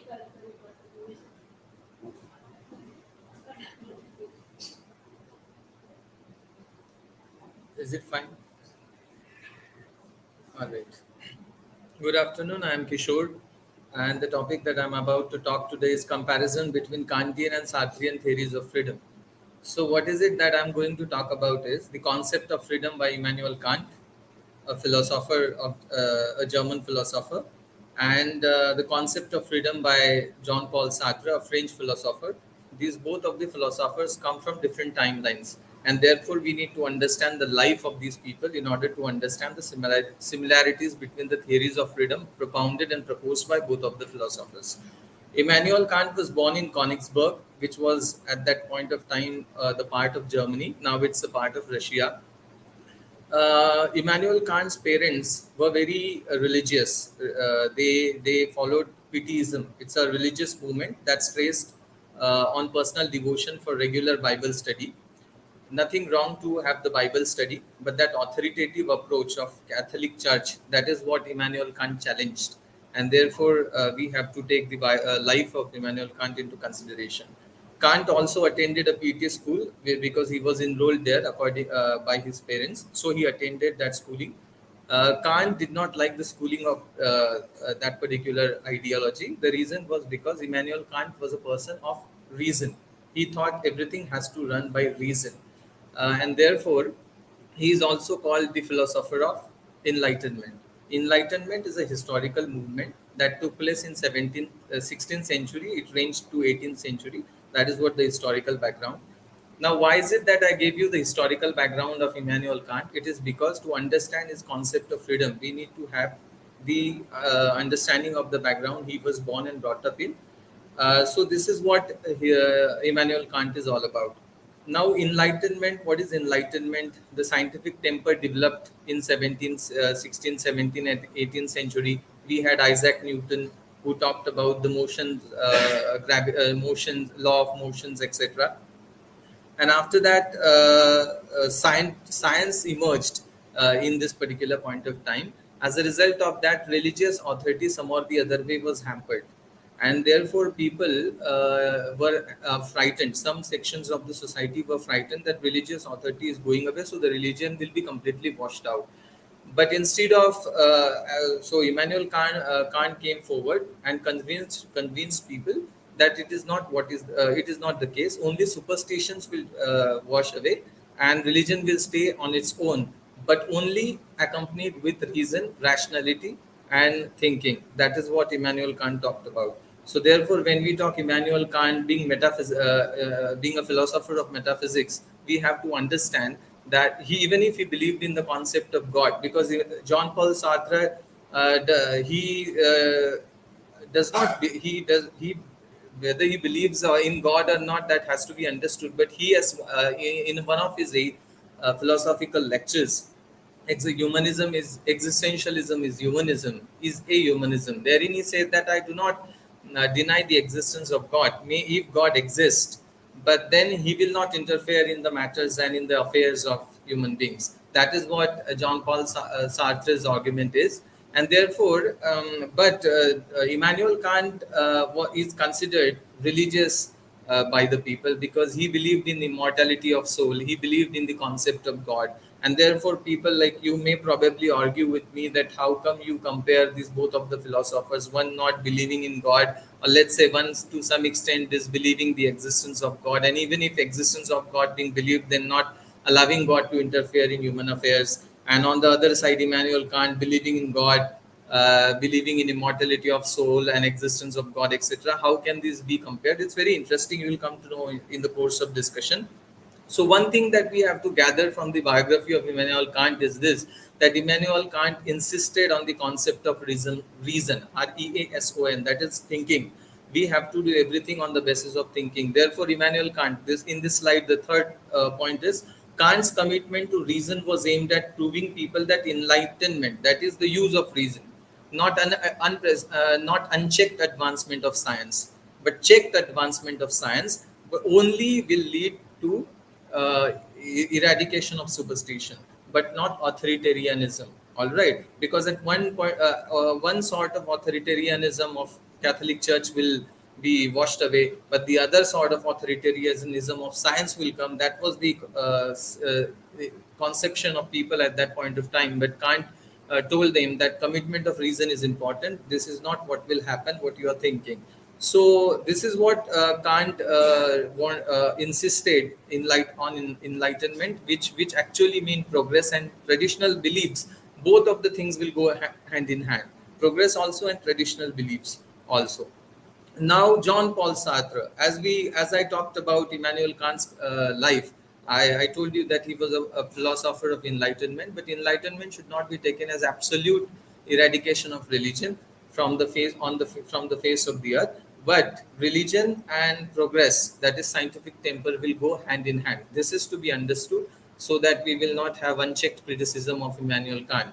Now, John Paul Sartre was born in 1905, passed away in 1880s, that is to say 1980. He was a child who lived his life throughout World War I. His education was obviously oriented towards the history of philosophy. And not only that, John Paul Sartre has also talked about colonialism.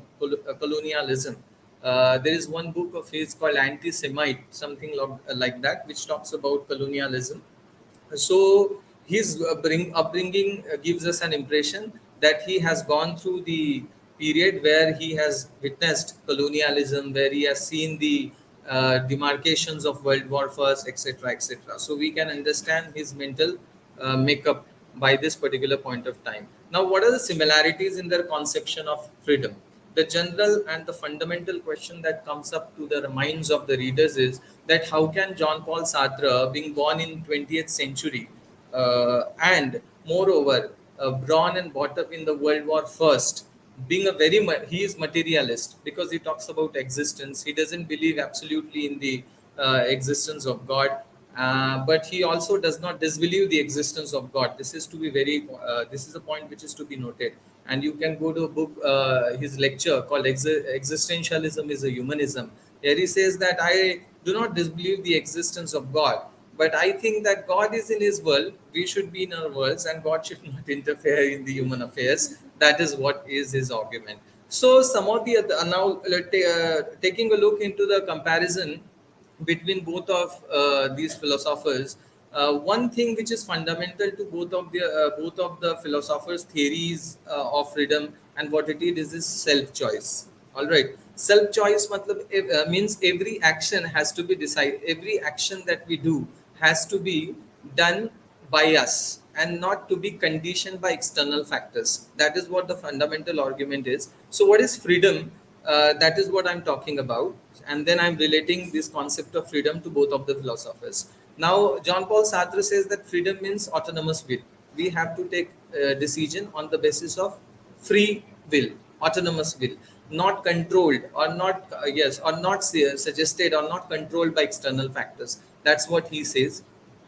But there are, that also doesn't mean that we can act whimsically. Free will doesn't mean that you can act whimsically. We have to have the taste of rationality also.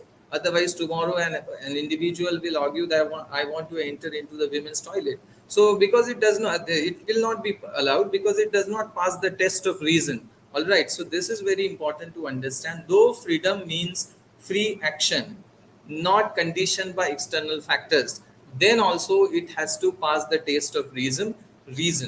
This is not just of Immanuel Kant's concept, but also that of John Paul Sartre. All right. Moreover, both of them also emphasize on the concept of humanity. In his book, which was converted as a book, but first as a lecture, Existentialism is a Humanism. In that particular lecture, John Paul Sartre said that free action does not mean that it will violate the fundamentals of humanity. Fundamentals of humanity are also to be covered while acting. That is what John Paul Sartre said. And moreover, there is one more facet or one more aspect of freedom, that when we act freely, that action has to be desired by people in the universe. That means it should not be detested by rest of the people. Obviously, if the action of humanity is if the action is done which will serve the humanity, will it not be desirable by all of us? And if not, then we are the devils. That's what I can say. Now, similarities are pointed out. What are the dissimilarities between Kantian and Sartrean conception of freedom? I hope you got these similarities. When I talked about similarities, I said self-choice is fundamental to the concept of freedom, proposed and propounded by Immanuel Kant, and also that by John Paul Sartre. And the second thing I said, that autonomous will, that is actually very similar. Autonomous will, that means action done out of free will, not under pressure, not under any external factor, force of external factor. And then I say that, but at the same time, I also explain that autonomous will and free will does not mean that we have to run the course of action on the basis of whims and impulses. These autonomous actions, they're done, taken out of free will, have to pass the test of serving humanity, have to pass the test of serving reason, have to pass the test of reason and rationality, and moreover, it has also to be desired by, not necessarily, but it should be desirable by the large number of people in the universe. Now, what are the dissimilarities between Kant and Sartre? The dissimilarity, when I talk of, only the motive is different. For instance, I say that John Paul Sartre is materialist. All right, John Paul Sartre is materialist because he believes that the given situation that a person is born in, maybe the facticity, that is to say, it's a fact. I cannot change that I am born by certain parents. I cannot change that I am born in a particular city. But to at least try or to strive to alter the given situation is what freedom is. That is what John Paul Sartre says. So the very motive behind the free action is very material. For instance, as you rightly say, that women are, for instance, women are being, let's say, demoralized, or let's say they are being victimized, and there is a particular structure which operates. Asmita ma'am said, and it is patriarchal, right? Obviously, now this is facticity. Women born in a patriarchal society will be victimized. That's a facticity. But then, with the assistance of the concept of freedom that is propounded by John Paul Sartre, John Paul Sartre says that at least to try to escape that situation is the free will which is given to women. They can try, they will strive for it. So the given situations and the given circumstances are to be altered. That is the first fundamental aspect of freedom. And the motive is very practical, because more practical in the sense, because the situations are practical to alter the given situations. That is what is the purpose and the objective of the individual. So it becomes very practical. So the end is practical. But when it comes to Immanuel Kant, the concept of Immanuel Kant of freedom is very transcendental. How it is, I'll tell you. Immanuel Kant says that when an individual acts, that action should not be done out of material implications. That means to say, when an individual acts, that action should not be susceptible of. Susceptible here, it means influenced of material consequences. So utilitarian perspective should not be in the execution of action. That is what Immanuel Kant talks about. So this is to be understood. So this is a dissimilarity. John Paul Sartre, what he argues is, you have to act in order to alter the given situations. But for what? To change your situation. So obviously the end is the motive is itself very material. When it comes to Immanuel Kant says, you act, but do not act. For instance, I'll give you an example. Immanuel Kant, in one of his books called Metaphysics of the Grounds of Morals, in that book, he gives an example. I'm not sure if it is from that book, but this is a very discussed example. There was a murderer, and that murderer, after murdering, runs away. So the person who witnesses the murder, then that person comes in the house of the other person, and he wants to hide. The murderer wants to hide in the house of the person, and the police rush after him. And then that person is asked, where is the murderer? So that person lies, for example. So Immanuel Kant says, do not lie. even if the consequences will be that now the person, I am a person, for instance, who wanted to lie to the persons who are in search of the murderer. So my responsibility, moral responsibility, is not to lie, but to tell the fact that the person is inside. This is what Immanuel Kant says. So here the consequences are not thought of.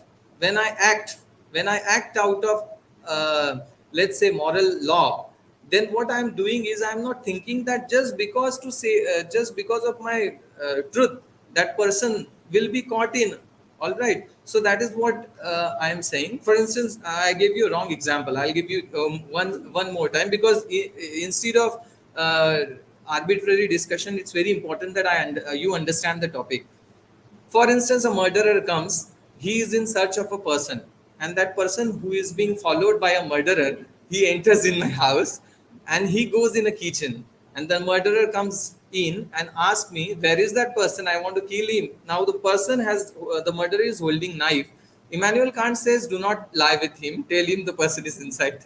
So Immanuel Kant here is not thinking of the consequences. Now you will see Immanuel Kant seems very stupid. How can it? Because to save the life of a person, that is what is the serving humanity. But Immanuel Kant is one step ahead of it. Immanuel Kant says, for instance, so with another example I'll give you. For example, you come to me and ask me for money. Now you want to borrow money from me, but you lie with me that you tell me that you ask me that I want money because I want, and I'll repay it within a week or two. Now you have lied that you will repay it with me, you will repay it to me within a week or two, even if you know that you will not be in a position to repay that to me. But by the way, the money that you are borrowing from me, you are using that money for the betterment of the society, or for the betterment for better purpose. But even if you are lying, even if for the good purpose, Immanuel Kant does not welcome it. And so? Because he is not bothered about the material consequences. Even the material consequences are good, then also Immanuel Kant has objections to lie. Why is it so? For instance, you lie with me, tomorrow you lie with me, the day after tomorrow you lie with me, and then what happens? This continuous lie will make me aware that person, whoever comes to ask me money, will lie with probably is lying with me, so I may not give that money to you. So what happens? The very principle that you said, that principle itself gets obliterated. It's very complicated to understand, but probably because of the given time limit, we will not be able to understand this here. But what I'm trying to tell you, I hope you understood that the material consequences are not to be considered when the moral action is to be taken. That is the fundamental principle of Immanuel Kant. So this is where he differs. John Paul Sartre talks about material motive. Immanuel Kant's motive is not material. That has to be understood. It can be made very clear with the discussion itself. This is what the dissimilarity is between these both of the authors. But these dissimilarities do not hamper or hindrance the project that I have held. That means to say, even if these dissimilarities are obvious, that the free action which John Paul Sartre has suggested, the motive behind that action is material. And here Immanuel Kant talks of the free action, but the motive behind the free action is not material, it is transcendental. But who is right and who is not, that can be that is entirely a different discussion. But I think that there is no question of right and wrong. They both actually walk on the same plane. The only difference is that Immanuel Kant talks of transcendental concept of freedom, which is that material consequences are not to be taken into consideration. But if you say, even if material, but the fundamental of both of them is very similar: serving humanity, then taste of rationality. These are the fundamental things. I hope that you have got. I don't know how much justice I have given. It's very complicated, but I think it's very interesting also. So this is what the bibliography is. I have taken help of all these books. Thanks a lot. If any question, I welcome. I have a question. Yes. So we are talking about the concept of freedom that both the authors, and you are talking about the similarities, dissimilarities between the authors. But with reference to certain culture, certain democracy that is exercised in certain countries, that is prevalent even in today's day and age. There, these concepts, the value of freedom is not present. So, do you have a comment or do you have a take on that? That even though it was being discussed like long, long ago, it still has no value. Certain countries, the way they exercise their democracy, culture, Yes. doesn't allow. So what's your question? So, what is your comment on it? Because this was, the concept of freedom and of thinking or of action that you're talking about right now, that has been discussed or that has been published like many Long years time ago, back. right? Very, very long time ago.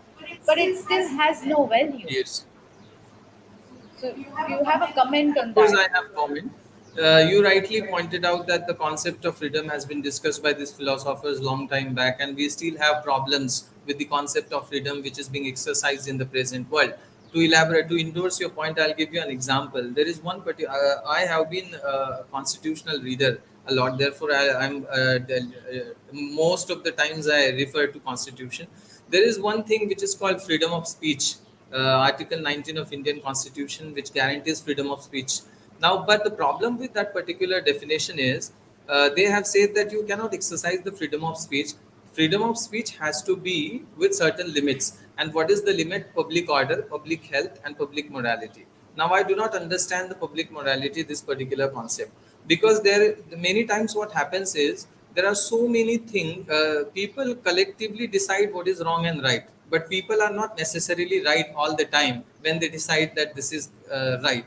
You got it? So even if I am intellectually speaking something, but if it disturbs your public morality, then what happens is I'll be penalized for that. Even that public morality can be interrogated and public morality itself can be questioned. But at the cost of that public morality, my intellectual discussion is debunked. You got it? So this way, the concept of freedom, which is not being exercised today, you rightly said, is very evident in this particular definition that I put forth. And I have seen so many Supreme Court judgments convicting those people who have violated the public morality. And therefore, now courts are also evolving and they have decided that public morality is not important, but constitutional morality is important. So constitutional morality here, it means liberty, equality will be taken into consideration while deciding what is right and wrong. All right. So yes, even if these theories are written long back time, that is why I have discussed them today, because these theories are very pertinent in the time of today, and these theories are to be brought in a scene in order to critique the existing concept of freedom, which I discussed right now, the definition of freedom in Article 19. So that's. I hope you got me my answer. Yes.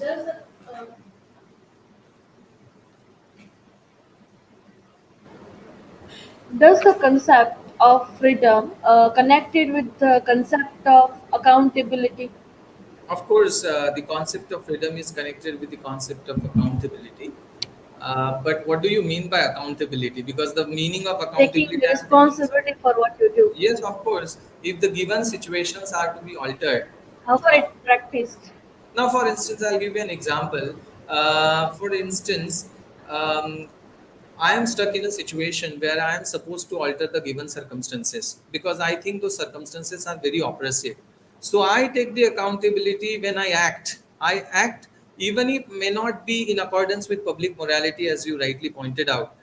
I pointed out, sorry, that may not my action may not stand in accordance with public morality, but according to me, that public morality does not stand on the fundamentals of equality, justice, and liberty. For instance, when Asmita ma'am was having discussion, she rightly said that the system itself is very patriarchal. And when I discussed with her that see in Sabrimala, women are prohibited the entry. All right. So she said that the women are prohibited entry because there is the system is operating behind it.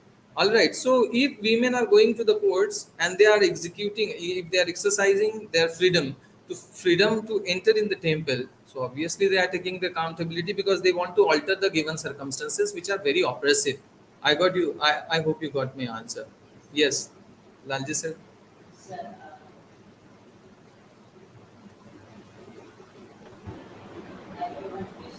I have one question that why does Kant think we are free. Why does Kant think we are free? Why does Kant think we are free? Of course, Kant thinks we are free because we are human beings.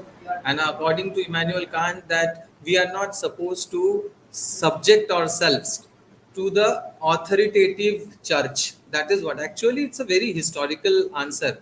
All right, because Immanuel Kant was born in the time when the Enlightenment emerged. He became the leader of Enlightenment in the time of 17th, 18th century. Sorry. So therefore, what happened is Immanuel Kant was a proponent of Enlightenment, and he experienced it. He loathed. Even I discussed in my slides also. He did not like the pettiest schooling. Pettiest schooling. It was a schooling based on particular religious movement. All right. And what was the objective of that movement? The objective of that movement was to stress on Bible study. Bible study was not wrong according to Immanuel Kant, but there should be the factor. There should be the element of reason also. Only the element of superstition has to be driven away. And therefore, when you say, and therefore Immanuel Kant, he wants all human beings to be free. The reason is because we are not supposed to be subject to the authority. We have to use our reason and we have to act accordingly. And therefore, he rightly argues that the laws which are outside are not to be taken seriously, but the law that we give to ourselves, that is self-law, that is important. Now, again, you will ask me that self-law, then I'll give any kind of self-law. No, but as I said, that humanity, reason, these are the parameters which are put down. So these constraints are put down there by Immanuel Kant. It was very interesting question. Thanks a lot. By the way, all questions were very interesting. How far do you agree that with the concept of freedom has boundaries? It's boundaries too. Um, I mean, whenever we think we are free, certain boundaries shock us to do certain things. Yes, there are boundaries for the freedom. As I said, that I cannot go tomorrow and say that I want to enter into a women's toilet, because it has a boundary, and the boundary is that boundary of rationality, right? So that has to be decided. I asked this question to Asmita ma'am also, that what is the difference between categorization and discrimination.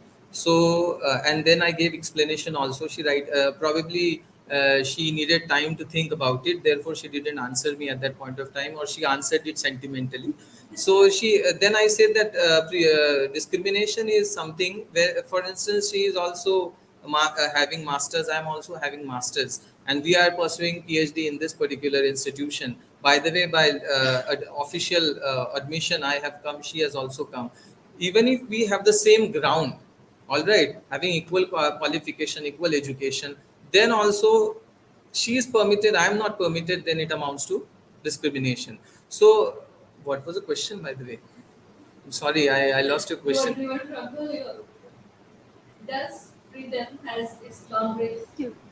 Yes, so it has. How far do you agree with? I'm sorry to. I actually was thinking, because discussing theory, it leads you to anything. It happens. Of course, it has a constraint. As I said, I cannot enter into women's toilet because it has a constraint, rationality, and everything has to be followed. I just want to make one point clear, and then I'll finish off. I give you an example. If a murderer comes, no, I give you an example that if you wanted money from me, all right, and you will lie with me that I want money from you and I'll pay you back within a week or two, and you lied it because you wanted to give that money to somebody who is in need, even if your purpose or your motive may be good, then also Immanuel Kant says that you are not supposed to lie. With the reason is because the principle itself gets annihilated. What is the principle here? The principle of doing the service to other people, but that doing the service to the other people is based on lie itself.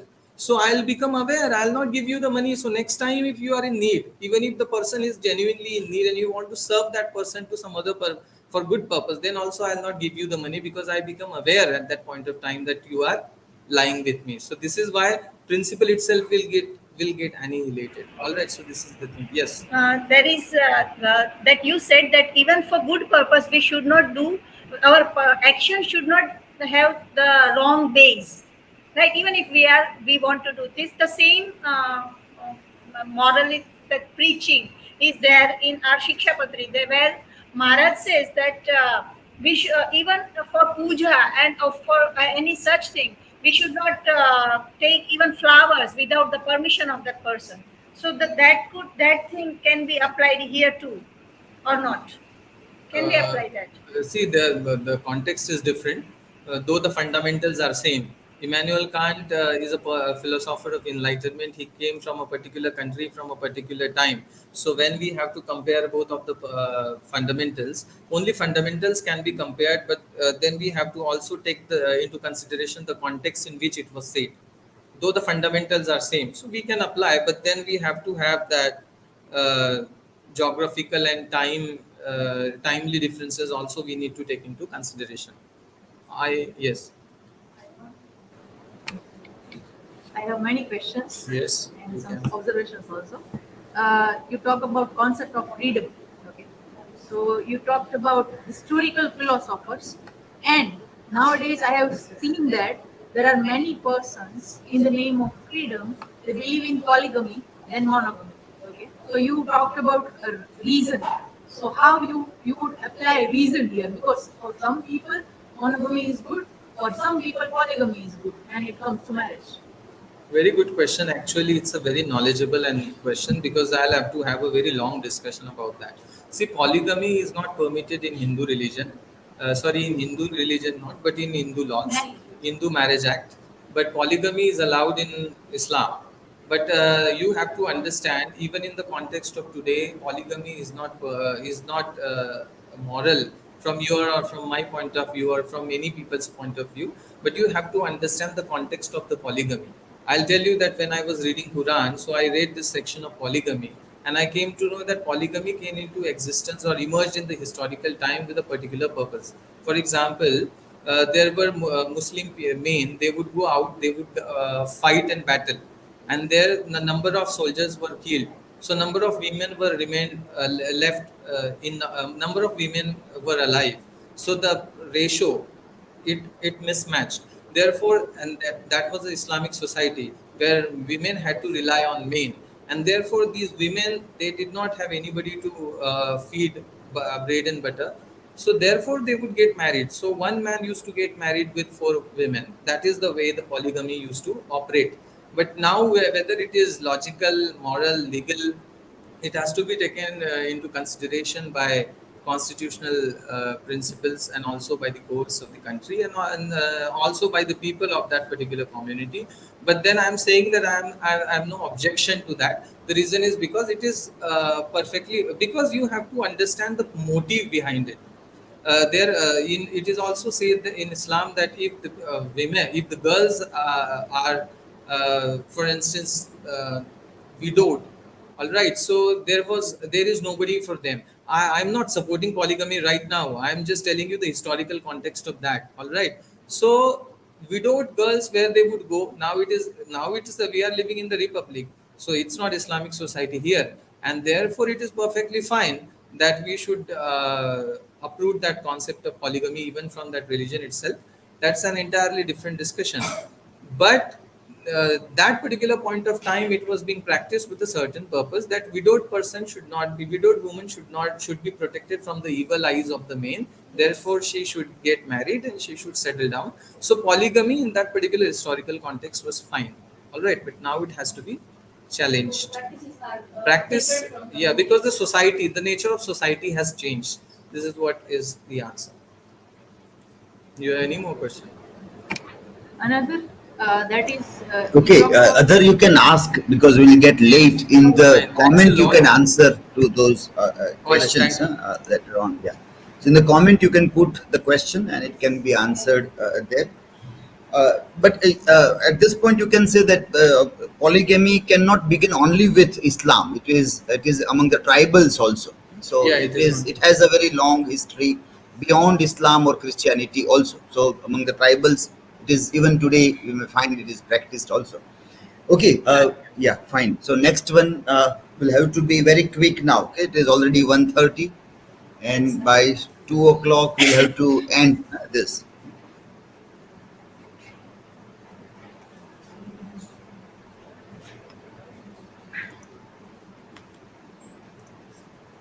A slightly down camera you can make.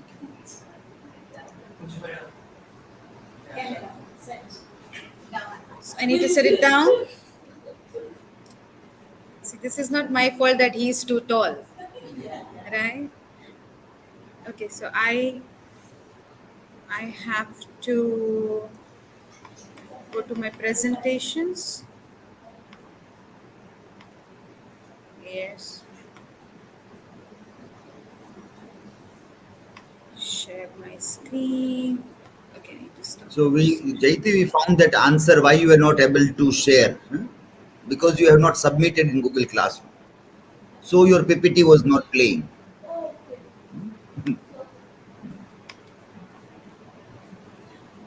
Yes, I think so.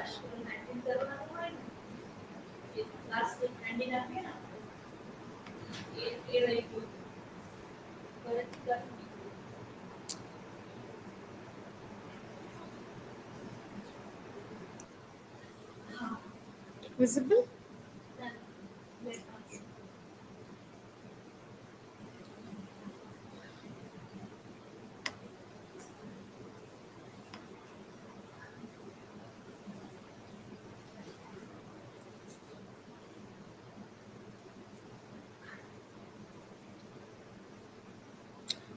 Right, visible to everyone? Yes. Okay. Good afternoon, everyone. Thank you for being here for the presentations today. So my topic is challenges faced by non-native learners of English. Everyone here are non-native learners. We all love the subject or the language English, and that is why we are anyways doing our PhD in English. We have students in our classroom who also have that enthusiastic learning, or that that craving to learn English. And there are many reasons why this happens. So quickly going through a small introduction on that it was during the 1600s that English came to India. Since we have all done our basic education in English, being our undergraduate, postgraduate studies, so we know how it has come to India. But to learn any language, we need to have proficiency over listening, speaking, learning, and even writing that language, right? So writing, speaking, listening, reading, all of that. English is one of the most spoken language at the moment. With all the countries in the world right now, there are only 69 countries which has English as their native language, but we often see that there are many other countries as well who rely on English when it comes to trade, when it comes to politics, when it comes to traveling, when it comes to entertainment, when it comes to basic schooling and imparting education, when it comes to even digital and social media, right? So English has become one of the necessary languages to be learned. I'll give you a very small example. Let's say in a particular office which is based in Germany, they plan to expand. Now, as part of their expansion, they are trying to bring in people from different countries and work with them and set a different office in their own country. They start recruiting, but the problem here is that the company that is in Germany, the people who work in that company, they basically speak only German. It becomes difficult for them to expand. So in order to expand, they need to recruit people who can speak both German as well as English, and probably even one of the native languages in from the country in which they plan to expand. So English becomes a common language between them, and that is why the pressurization or the pressure that is created in the world right now for non-native speakers to learn English, it is also voluntary to upgrade themselves, and also a pressure in case if they want to grow in a particular field, especially in the field of trading and commerce. So coming I'll just fast forward a little since we are short of time. So classroom practices these days, they teach students to rote learn, ઘરેથી ગોખીને આવજો. It's like these are the questions, these are the answers, and this is how it is supposed to be written. In that case, it becomes very difficult for students to learn the language, because they are learning a particular format. They are not using their thinking abilities to learn that language. And that is the reason why a lot of Indians have difficulty in speaking English. Even if they are just traveling to another country, they need to converse in English. I plan to go to Maldives for my vacation. Now the spoken language there can be Malay or it can be any other tribal language there, but English is the only language in which I am going to talk to the hospitality people there. So it is one of the languages I need to learn, even if it is not for the benefit of my trade, my business, whatever it is that I'm doing as part of my profession. But I need to learn the language if I even want to travel, to another country for just 4 days in a year. So here, when students are not taught that language properly at a very young age, that is when they have trouble trying to sing or think in that language whenever they plan to speak it. And that is where we falter, or the students falter, in terms of grammatically structuring the sentences. So there is a small literature review that I have done, and which says that English as a foreign language, it has limited opportunities to speak outside the classroom, and that is why students face this challenge.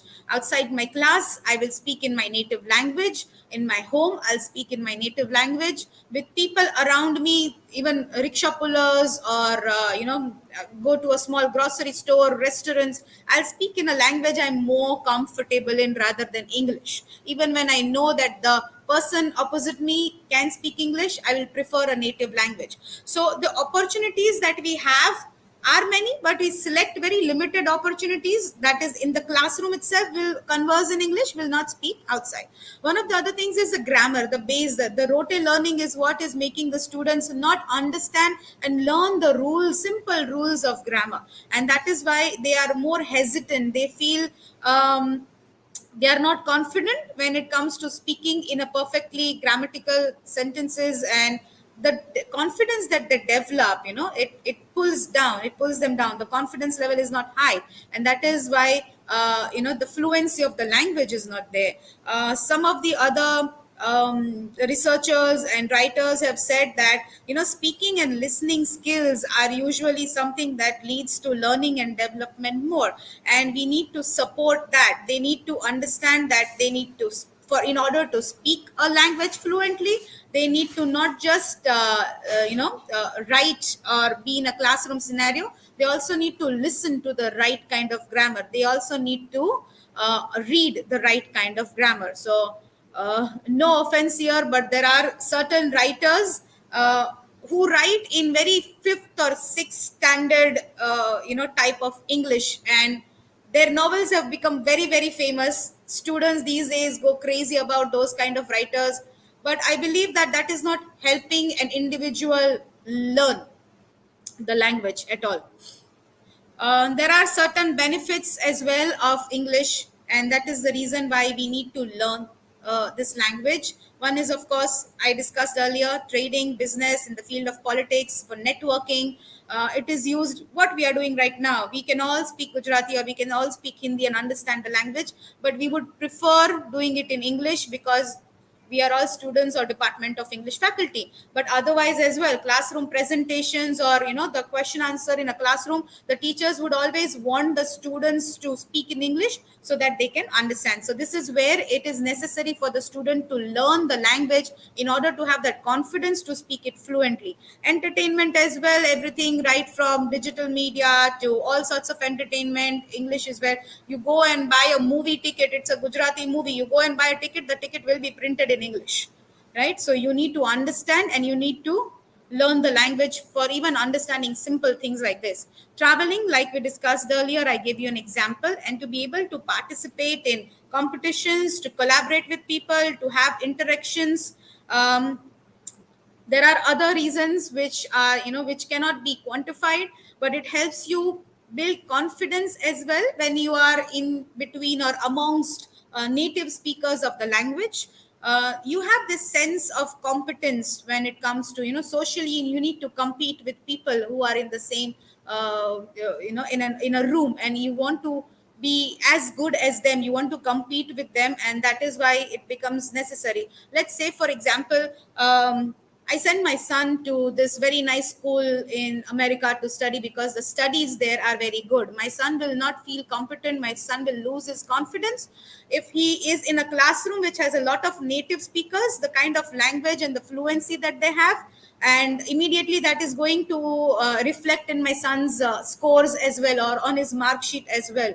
So to be able to compete and to be able to socialize with people from that culture as well, we need to learn the language. It is also one of the languages which is preferred for job interviews these days, especially on campus placements. It is one of the languages that is accepted if you are migrating to another country, like what Jayati in her presentation talked about diaspora, when women or when men, when they travel, for it is whether voluntary or whether they are asked to leave the country, if they do not know the language, if they do not know English, it becomes very difficult for them to survive in that land.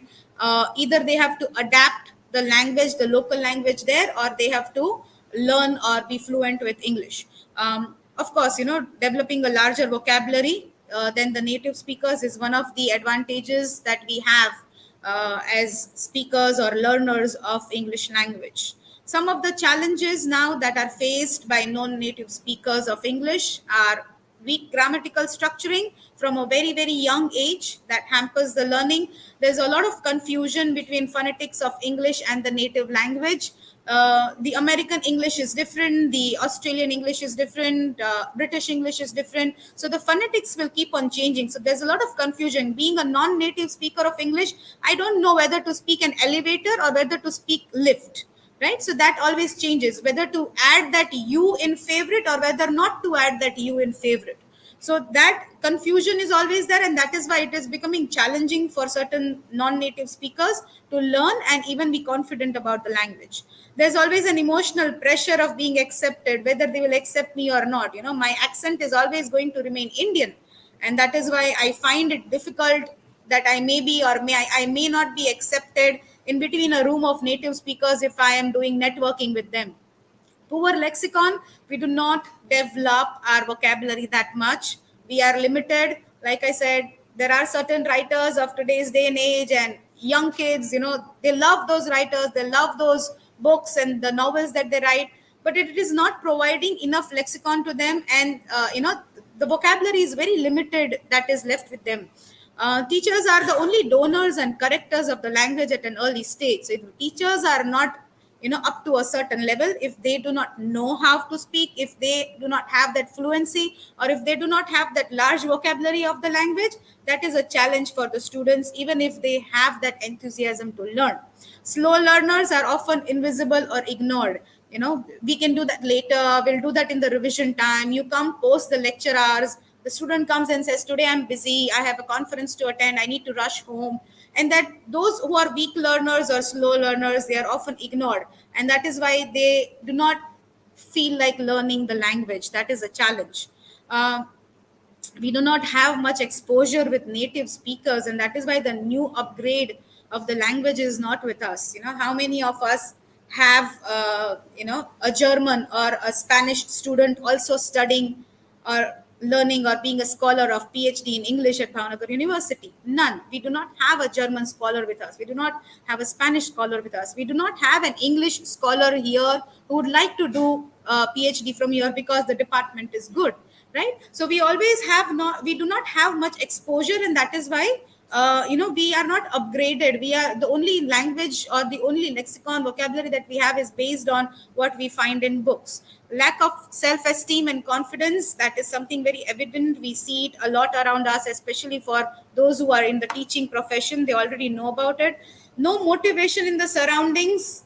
People would not motivate you. People will pull your leg if you are speaking or trying to speak in English, and they said, we know you speak English, we know you know the language, or we know that you are studying in an English medium school and you do not need to show it off. So that is demotivating the student.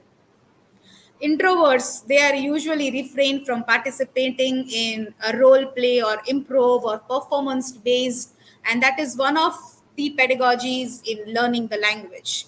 The ways of evaluating remains the same in educational institute.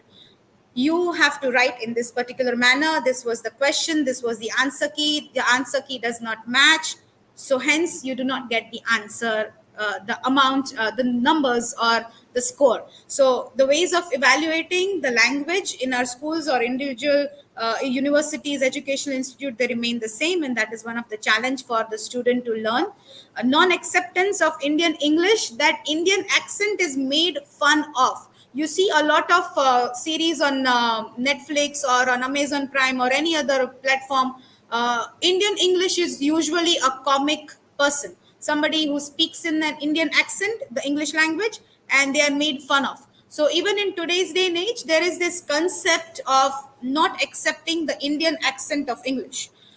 Higher benchmarks for proficiency, that you can only become good at a particular language if you are able to speak fluently or even spontaneously for these many minutes. So there are higher benchmarks that are laid for proficiency in the language.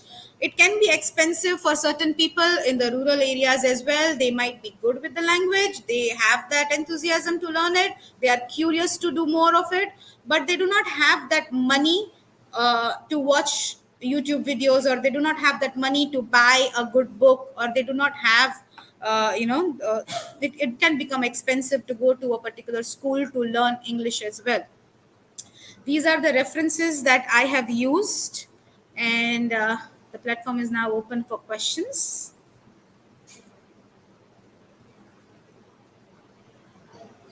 Yes.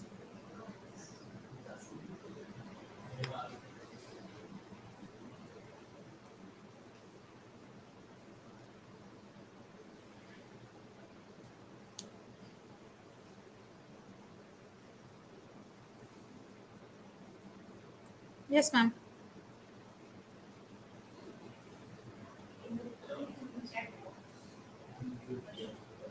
Okay. To teach English language to non-native learner, which method is more appropriate method? Grammar translation method or nature direct method?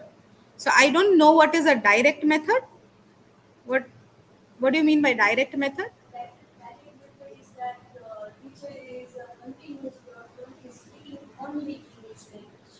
Okay. So see, I would like to answer it in a very different way. I think it is not just grammar translation, or it is just not direct method. There are various ways in which a teacher or an English language needs to teach the language to the student. It is there are very different pedagogies that needs to be used. At a very very young age, yes, grammar should be used, grammar needs to be taught, phonetics needs to be taught. So at a very young age, yes, that is used. But with time and the age of the student, let's say for example in a higher institution, let's say high school, okay, in that particular school where all the students have already studied grammar portion in their middle school or in the primary years, or the teacher has been speaking, it is an English medium school and the teacher has been speaking only in English, all the teachers, they learn the lexicon or they learn the vocabulary. So the accounts teacher is also speaking English, the accounts teacher is speaking English and teaching accounts. So there are certain vocabulary that the student is also learning from there, right? So English learning happens in a very very different ways. A maths teacher who is also teaching statistics will teach in English itself, in an English medium school. So the student is learning the vocabulary, so that listening, that is what you're saying, the direct method, that is also how a child or a student develops the language. And at a very young age they learn grammar, and then role play is also one of the methods, and a lot of yes. Grammar translation method is not to teach only grammar. It is a kind of method that teacher is using both language, native as well as English. Yes. So that is what I told you, right? That at a very young age, that method can be used because the kids are still learning. In the primary years, they are still learning. What is this? Then the student is going to answer in Gujarati. There's a product in the hand or some object, right? And they're saying, okay, but in English, if we are supposed to speak, we are going to speak this. And then she speaks that language. And that is how the students hear and they realize, okay, this is the word for it. And if I want to say, this is how I'm going to grammatically structure it, right? So at a very young age, that grammar translation works, but not at a later stage. If the student has already received that in the primary years, then the pedagogy will differ to learn the language. Yes, ma'am. Ma'am, can you say something about how can English as a first language contribute or hinder the development of reasoning skill at the early stage of studies? Because the suppose the children in Gujarat, majority of the children, and as you said that people we don't speak, we speak English at the classroom only, and others other way in family at home surrounding in society they speak in native language. So for reasoning, is it okay if I mean how can it add on to the reasoning skill if we persist in English medium? Okay, so let's say English is not their native language, right? That is what you are trying to tell, that English is not, if my native language is not English, but it is my first language of choice, I think in that particular language, and that is how it becomes my it helps me in my reasoning skills as well. It is how I would like to perceive a particular situation. That stage come afterwards, na? At the primary level, the I cannot understand at that level of language, and there he or she struggles for understanding the language as well as understanding the concept of maths or science and some extra concept that requires reasoning. Yes. So this is where the role of the teacher also comes in.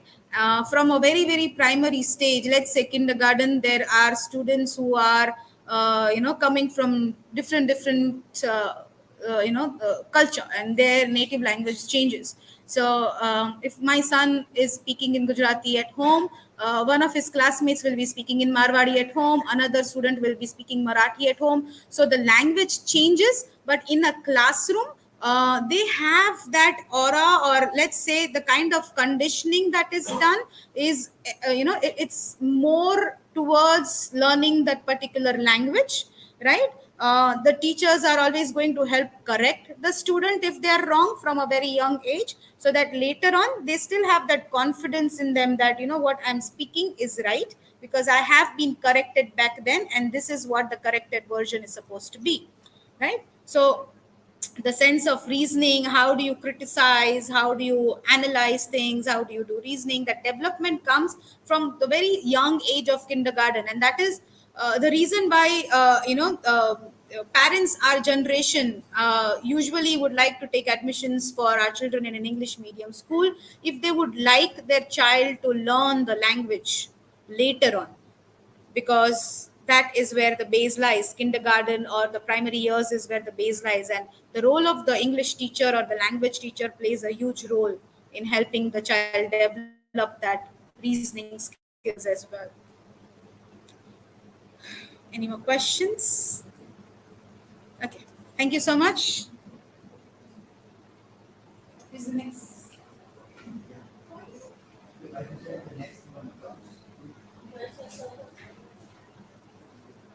Take your seat and do show something. Again, next one can start copying the things sharing.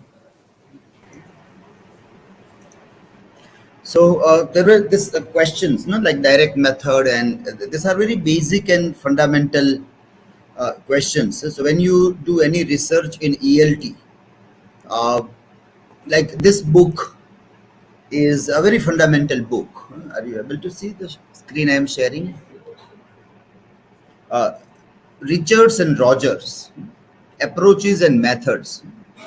So this book, if you have not considered so far in paper 2 or paper 3, then it is a must-read book for you, or anybody who is doing in ELT, English language teaching. This book is a must-read. It's normally in the syllabus at master's level also, in a paper of ELT. So this, when you will search here, like a grammar method, you will find grammar translation method. The reference to that will be there. Yeah. It is for you. Where are you going? This is for you. No, he will do that. This concentration is more important than that. Yeah. This is more important than helping others. That is where this Kantian things become important. That don't do charity at your own cost. When we travel in aeroplane, it is said that first put a mask on your face, then try to help others. If you will not get oxygen, you can't help others. First help yourself. That is what the flight attendant will always tell every time you travel in a flight. So see this. If you will miss this in your research, again in the when you are making your final viva, the same thing you will have to listen from the external experts, that your fundamentals are not clear in ELT. This and that is where coursework has to play a vital role. And even in the same book, like if you see direct, and there is a very interesting way it is explained what is the direct method. So like a simple question that is asked, that direct method, and you say what does it mean? It means that your fundamentals are not clear. You in the coursework, this the books which you should have referred are perhaps not referred yet. So take care of this, so that later on when you review the things and other things, these kinds of mistakes are not done.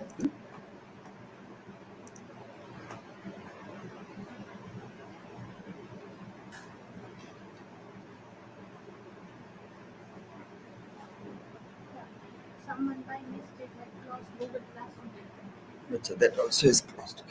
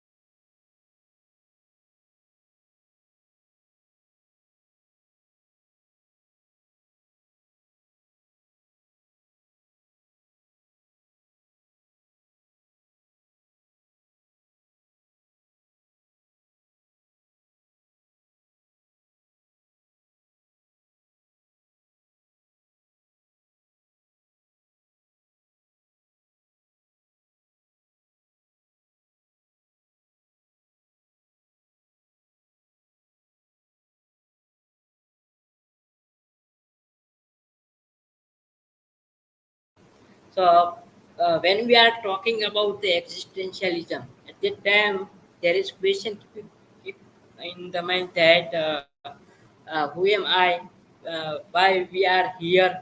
So that kind of question lead to us as existential quest. So first of all, I would like to introduce that existentialism is a philosophical movement which claims that individual human beings have full responsibility for creating the meaning of their own lives. Uh, Now, existentialism is the subject exists, and for some he alone exists. That is to say, if any essence, whatever exists, it is the individual subjective state of existence. So, most of the theme of existentialism is that individual and a question in front of God and essence. So now Sartre says that man is nothing else but what he proposed.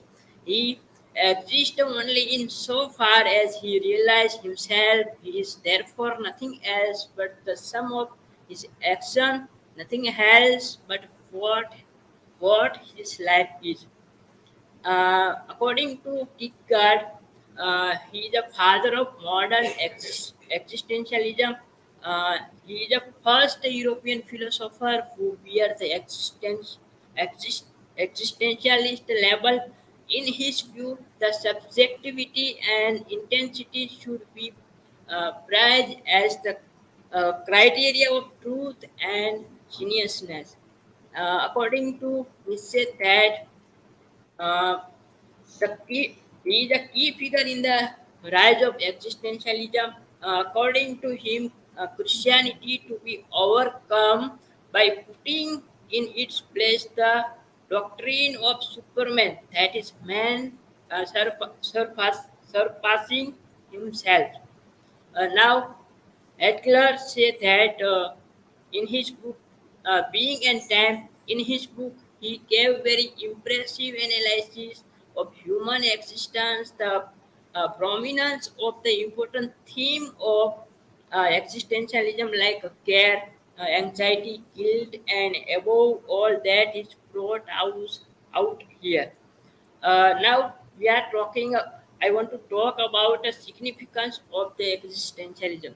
There is one of the themes like a philosophy as a way of life, anxiety and authenticity, the crowd, existence, irrationality and absurdity, and last is a freedom. So these all things are the significance of existentialism. So first of all, I would like to introduce philosophy as a way of life.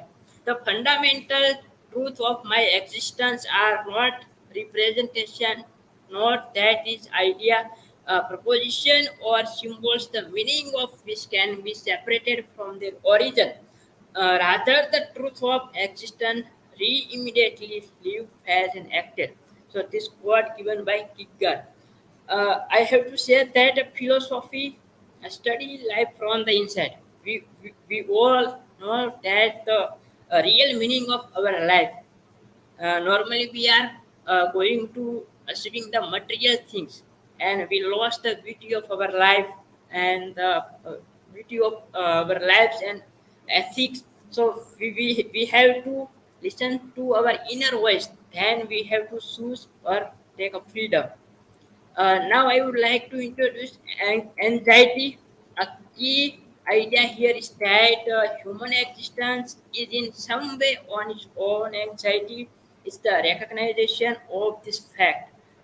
Then authenticity, evaluating solely in terms of the miserable outcome of production was seen as reinforcing the secularization of the institution of political, social, or economical lives and reinforcing also the abandonment of any broader sense of the spiritual dimension.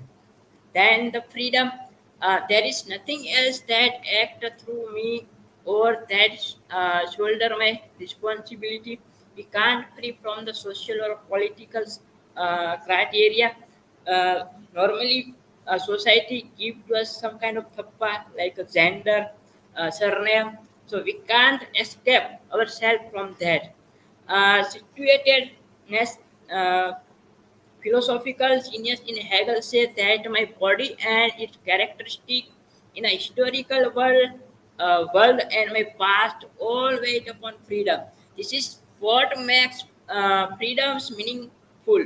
Suppose I try to exist as a free, while pretending to be an abstraction from the situation. In that case, I will have no idea what possibilities are open to me and what choice need to be made here and now. In such a case, my freedom will be illusory. So sometimes we try to break the rules of society. At that time, we feel that the freedom will be illusionary.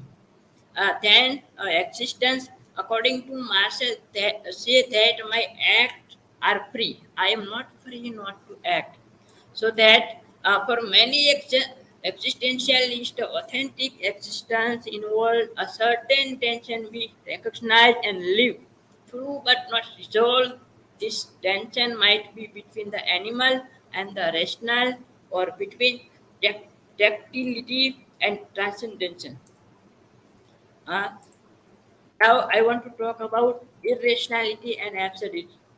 Many existentialists argue that nature as a whole has no design, no reason for existence. We suddenly born somewhere and we got some kind of identity. We can't escape ourselves from that. My freedom will not only be underdetermined by knowledge or reason, but from the point of view of the latter, freedom will even appear absurd. So at the end of our life, we can see that why we are doing this thing. So we got a zero. Yeah, thus human existence as action is doomed to always destroy itself. And the crowd existentialism generally carried a social or political dimension. In so far he or she is authentic, the freedom of human being will show a certain resolution or commitment, and this will involve so the beginning and particularly the authentic being of others. For example, uh, we one of the person who is an army man and he come back uh, his home. At that time he say I am a hero, but society sometimes hate you, and at that time we lost our identity and exist from the society. So there are four assumptions of existentialism: man's existence, self-knowledge, man is not complete, and no exceptions of ready-made made concept. First of all, man's existence. The starting point for all existence is the recognition of the individual existence. We have to search our self-knowledge. We have to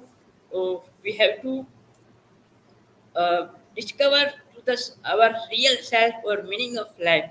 Man can himself through choice among many alternatives of this philosophy. Now, self knowledge. The existentialists consider the self knowledge, the self, as the basic premise of this philosophy. If you want to become as a part of existentialism, so you have to first know about the self. Who am I? Why we are here? Then man is not complete. As we know that man is expected to meet silence marks on the process of becoming a complete man. And according to existentialism, a man is not complete. He is in the process of becoming. But sometimes we say that some Baba or Babi say that I am something, Aham Brahmasmi. So we can't say that we are this or that, because we are processing of becoming. And last, ready for made concept. Existentialism believes that a man cannot accept ready-made concept of existence for support him. They can't accept that we are from there or this gender or caste. The existentialist consider that each man has the responsibility of creating its own value, and in doing so is chosen freedom and responsibility. Why we have to choose freedom and responsibility? For the create own value and our identity. He is free agent to save his own life. But there are three limitations of the existentialism. That first is the viewpoint of existentialism appear to be impractical and inapplicable in materialistic way, because when we uh, remove the materialistic world, at that time we have not even anything. So we can't live without materialistic world. It requires a good deal of time and effort on the part of the teacher to develop individual relationship with the student. If we have to apply into education life, so we have to require a good deal of time and effort for the part of them. The terminology used in existentialism is not clear. Concepts such as being, person, existence are ambiguous. At the last, I have to conclude that the philosopher considered existentialism as the nature of the human condition, And existentialists accept the conclusion that existence proceed as essence. Existentialists empathize the person as a subject, and these are the references. If you have any question related to this presentation, you can ask. Ask in the chat, and you also answer that. Okay, sir. It will save some time. Okay, next one now.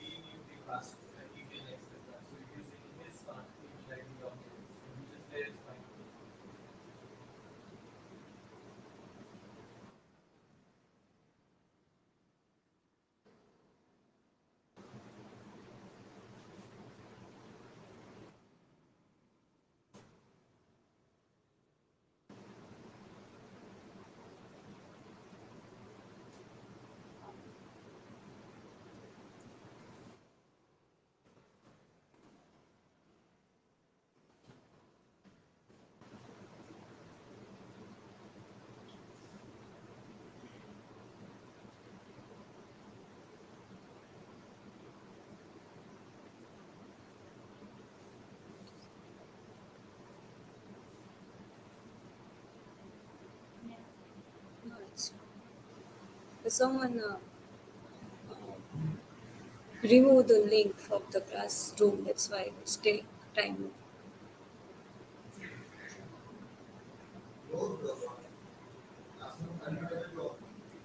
No, right now I can open that and I'm presenting that.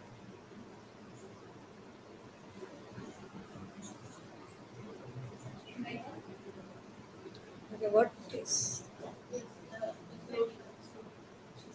Is it? Yes, it is loading. Yeah.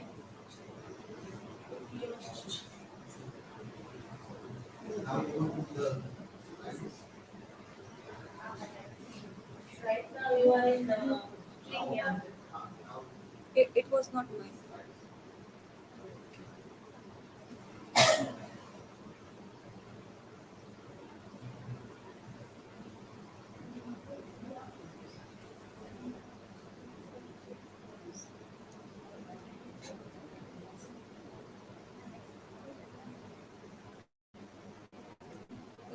Because of the net issue, it will take more time.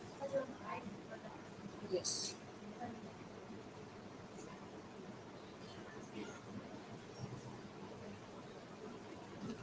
Okay, so my topic for today is a detective fiction.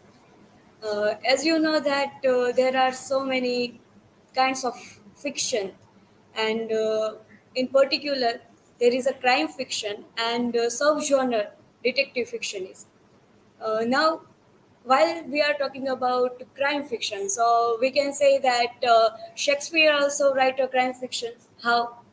Because Hamlet, King Lear, there are also crime, but they are not considered as a crime fiction, but they are considered as a tragedy yet. But some way, when we're talking about detective fiction or crime fiction, we are focused on the perspective. We in which perspective writer wrote that kind of literature or works. So that way, it considered as a crime fiction, as a tragedy, as a detective fiction. Now, what is detective fiction? Detective fiction is that someone is doing some kind of a crime, and after that, one person who is a detective, and he detect and investigate all the things, all the actions, all the causes which are happen behind the crime. So one of the most popular literature genre of all time, crime narrative has continued to hold sway our popular imagination. And in recent decades, with the refashioning of Arthur Conan Doyle's Sherlock Holmes, which is the very popular character and very popular writer for the detective fiction, the widely acclaimed BBC series Sherlock's featuring Benedict Cumberbatch and the debates surrounding violence against the women prompted by the Nordic noir authors staged Lesser's Millennium Trilogy and the expositions of the true crime subgenre. Contemporary crime culture is enjoying increasing popularity, as we know that so many people are very kind of fond of to read this kind of popular fiction.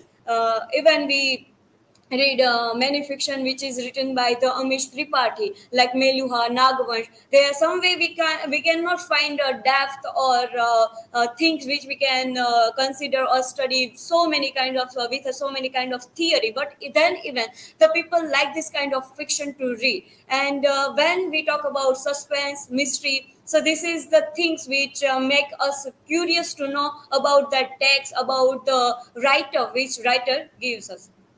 Detective novel is from the many aspect difficult. Twestin Todrow, in his study, the typology of detective fiction, described three main subgenres and subcategories of this genre. History of the detective fiction. The detective fiction is start from the two World War First and World War Second, and after that, so many crimes and more or less things which happens in the society, and that way the writers started to write this kind of fiction. One of the first author of detective genre, writing the story with the detective as a main character and the investigation of the crime as a plot of Edgar Allan Poe, who is the American writer. In the year 1841, a century after Francois Guert de Petwell, Poe published his first true detective short story, The Murder in the Rue Morgue, and where he introduced the figure of the genius male detective, whose name is Inspector or Auguste Dupin. The story begins with the double murder in a in a inaccessible locked room on the fourth floor. And locked room is the one of the kind of the detective fiction or crime fiction which enables the murder to get in from neither outside of the building nor from the inside. The murder of uh, the mother and the daughter is without an apparent motive, and unprofessional, eccentric detective Dupin decide to solve the crime, not for the monetary reward, not because the police had ordered him. He investigate the murder for his amusement and the desire to find the real murderer. So, not part of the being a part of police, but some kind of a curiosity of the investigator as well, and that way why he given his best for to find out who is the criminal. Auguste Dupin appeared altogether in three detective short stories: The Murder in the Rue Morgue, The Mystery of the Mary Roget, and The Mystery of the Poignant Plateau. The most productive era of the British detective fiction started at the end of the 19th century. The most prolific author of his period is considered the Sir Arthur Doyle. Then another writers like Agatha Christie, then Dorothy Sayler, that kind of writer also, and female writer who are wrote the detective fiction. Then the Doyle become known as the author of the golden age of detective fiction. And now golden age it is considered because so many detective fiction writer was coming up, and it becomes so much popular, and during the World War the first and the continue until the World War Second. The typical form used during the golden age was the classical woodenist novel. It means that after the investigation and the find out who is the criminal, who is the victim, and how the crime was happened. After that, the woodenist means the murderer realize the things and accept his own crime. Continuing mystery as the introductory part and investigation as the second part of the novel. The wooden style is the characteristics by the mysterious death violating the natural order of low abiding citizens when for a time all must live in a shadow till the fallen on one is identified. With his arrest, innocence is restored and the law retires forever. Now, the types of the detective fiction. These types of detective fiction are given by Todorov. First type, Todorov established the novel containing a mystery called woodiness. The second subgenre is the genre of the thriller, and the final one is the so-called suspense novel.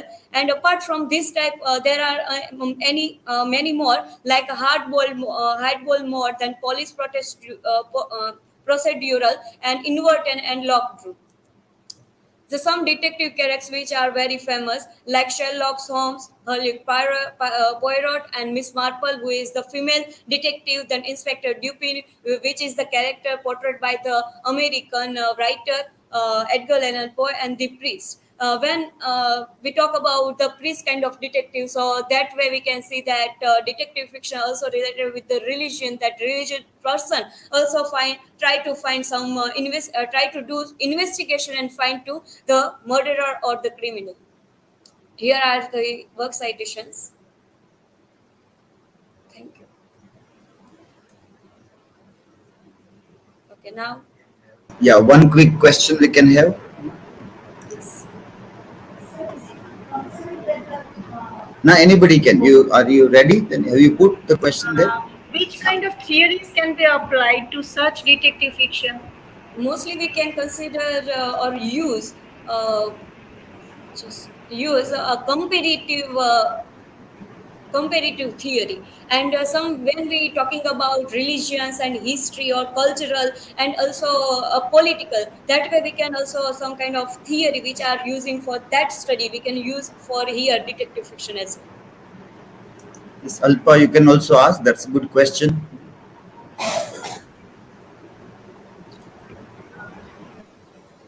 My question is if you can light on the emergence of detective fiction in our regional language, if you know about it.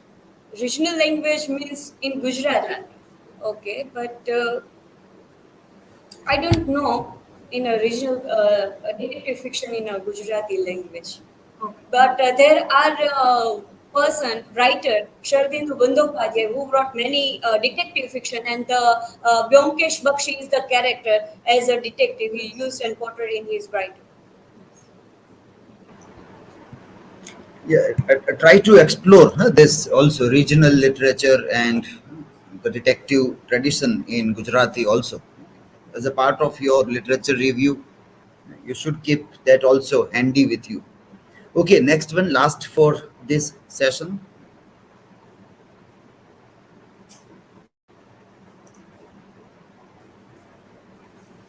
Dhruv Bhatt has recent last novel is, I think, scientific fiction. Dhruv Bhatt's last fiction. It's a detective one, but yeah, you can see that. Yeah, you can try to see. And detective, it will be tough to find that. Try to see if there is. There are no popular detectives in Gujarati fiction. Somebody who is well known. Harkishan Mehta, and they were writing. But one particular detective who has been like series of works, like Poirot and Sherlock Holmes or James Bond. That way, you need to look at it.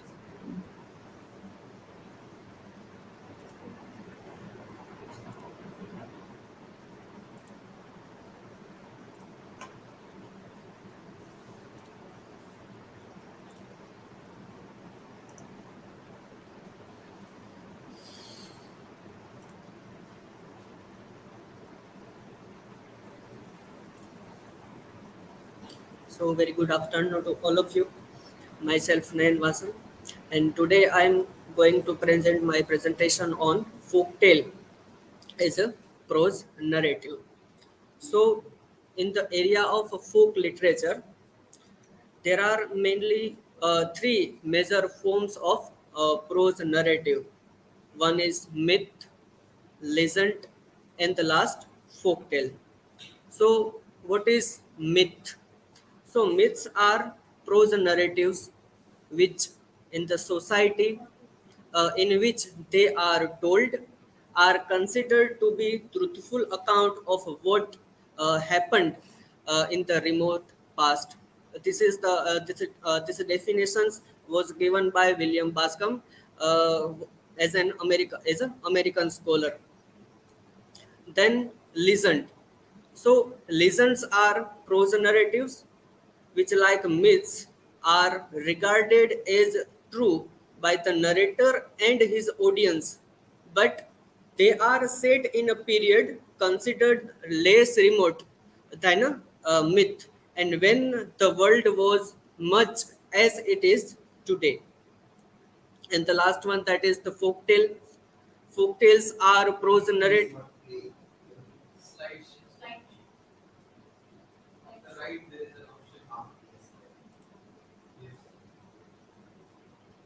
So folktales are prose narratives which are regarded as a fiction, and they are not considered as history. They may or may not have happened, and they are not to be taken seriously. Then there is some of the characteristics of folktales. First one, that is, it is considered as fiction. Second one, it may be set in any time and any place. It may be set on earth and it may be set on heaven. Then it features animals and human characters. So in which what we see that folktales have animal character also, it has human character also, and sometimes we can see the inanimate character also. But in myth, we see that most of the character are non-human characters. Then second, that is, it has versions or various editions. So what means by it has various version and editions? So in general literature, what we say that the only piece of any literary work, but in the case of folk tales, there are many versions.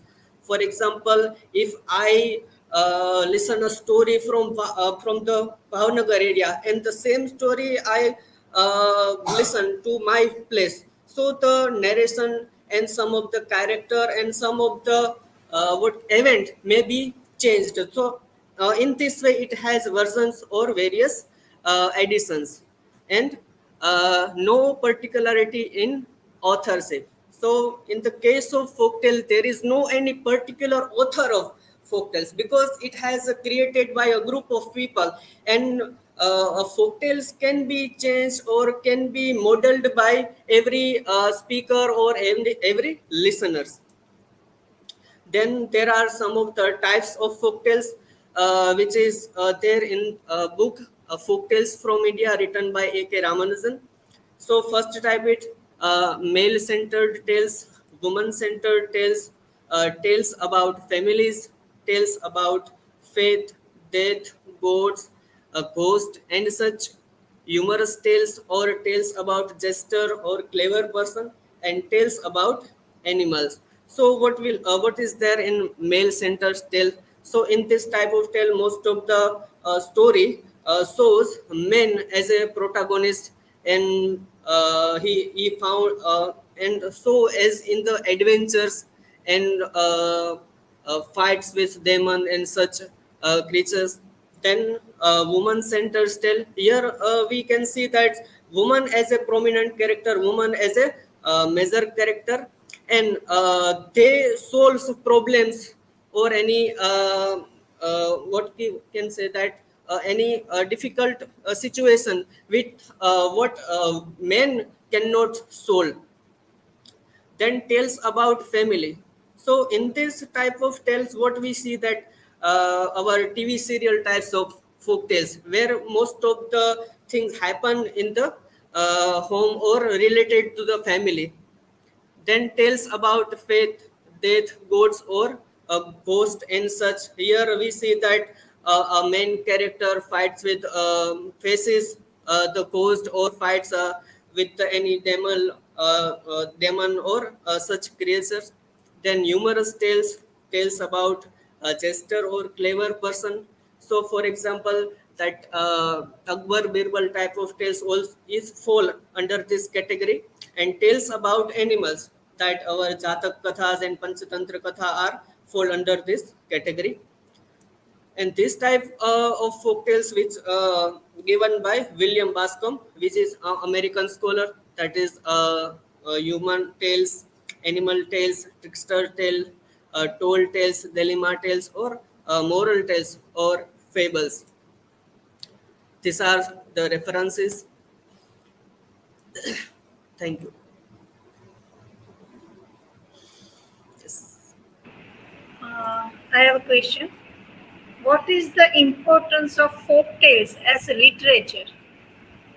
Folk tales as a As literature. a literature, because it is concluded included in literature only, na? Hmm. So, what is its importance? First importance, what we can see that it teaches the morals to us. That's why this is important. And we said most of the folk tales told to the children to teach something moral. That's why this is important to literature. Okay. I-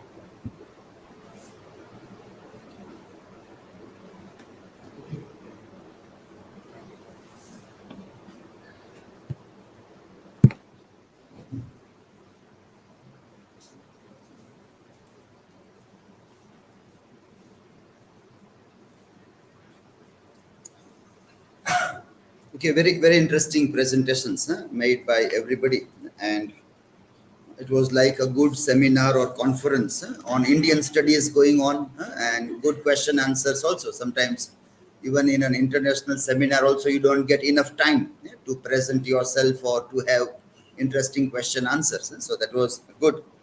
Uh, Very interestingly, everybody presented well. Yeah. There was question to Alpa also, like on pedagogy when she was talking that there is this syllabus burden and there is a time duration within which syllabus is to be completed. And then when teacher try out variety of things, how can they work on those things also? So obviously you can't like deal with like for example drama with all the topics, but somewhere when you try variety of pedagogy, somewhere you can try with drama, somewhere the another method, the third method, somewhere you have to deal very quickly in some things, and somewhere you get enough time also. Normally our academic terms are normally moving in such a way that in the initial phase there is much time to deal with the things. Later on when the exams come, then people have to be little bit quick. So initial phase teachers can try out several things, and then later on they cannot keep on trying in the same way. Asmita's presentation also was good on feminism, and very well the things were presented. Even good question was asked about discrimination and categorization, and how one can deal with those ideas there. So when people look at those things, there is always a history about things, and with that historical context, people decide about discrimination and categorization, and then the decisions are made. So when the history is against women, we find that there are pro-women rules being made, constitutional advantage is given. So if suddenly somebody is waking today, they may find that, well, these discriminations are against men. So if there is domestic violence, then there are rules against men. So many things. Suddenly you wake up, then you find that. So you have to always see the history of everything, and then people locate the thing. So once that's why it is not known as equality. It is known as equity. Added advantage is given to deprived people or identities historically. It is not about equality. It is about equity. So more advantage is always given in that sense also. So with the growing understanding, we keep on changing our rules, our constitutions also we keep on changing. That also is written by us. And then the time comes, we try to change also. So today only there is a news about Supreme Court that now they are trying to relook at halala, nikah, and polygamy in Islam also, like uh, uh, the way it was abolished for under Hindu bill for the Hindus. The same way now again there's being thought also. So that is how it moves on. Once people realize that this is wrong, they start working to abolish the discriminations. uh, Jayati also presented well on diaspora. Okay. Kavisha also on e-literature, with lots of debate and questions were there about that also, e-literature and how we look at the thing also. So sometimes, like when you talk about e-literature, we find that, well, it is this or that. So we get a kind of a half-baked idea and then conclude that it may happen in this way or in that way. So when you keep on discussing, you find that, well, you will have to perhaps either first of all read e-literature. Again, that also will not be sufficient. You will have to write e-literature. Then you will become a good critic of what is e-literature and what are the dynamics. So you'll have to also now here write algorithm also. And so what we understand here is that it is exactly a kind of a process which people do in traditional language learning, literature learning, writing literature, reading literature, same way it is. So if suddenly I want to write a literature, but I don't want to learn ABCD, then can I write a literature? People will say, well, first you learn ABCD then. So algorithm is ABCD of e-literature. Of that. So if that's how we come to realize that what is being human, what is being a human when we produce literature, many things we have taken as granted. Or when we read literature as a human, we have taken many things as granted. That this happens, this kind of emotion happens, this kind of feeling happens there. But we get a chance to relook at everything. That why one word has a particular emotion. What is that in that word, that when that I approach that word, or when some kind of emotion feelings come within me, that word is coming out, why that word is coming out. So it means that somebody has done algorithm with my mind. Somebody has programmed me.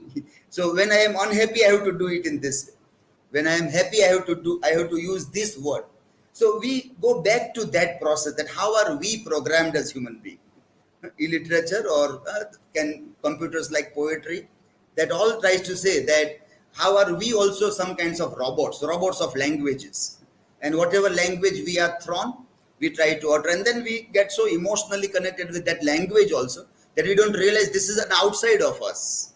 It is as outside as television or mobile phone or any machine. Language is as outside as that. We have internalized and then we have naturalized it. So it seems it is my own, but it is not our own also. So that interesting debate, this debate of e-literature can also lead into. Kishor also presented well on Kant and Sartre. The idea of freedom again is a very complex idea. Lots of question answers and things were there about how people realize the point of this, and that is what the point of polygamy, polyandry was also there when people debate. So how we consider the idea of freedom, and there is other people also. So there is always a conflicts of the freedom of one person with the another person, and then what to do. That is always the point of debate, and there is no final answer that we will ever be able to get into those things.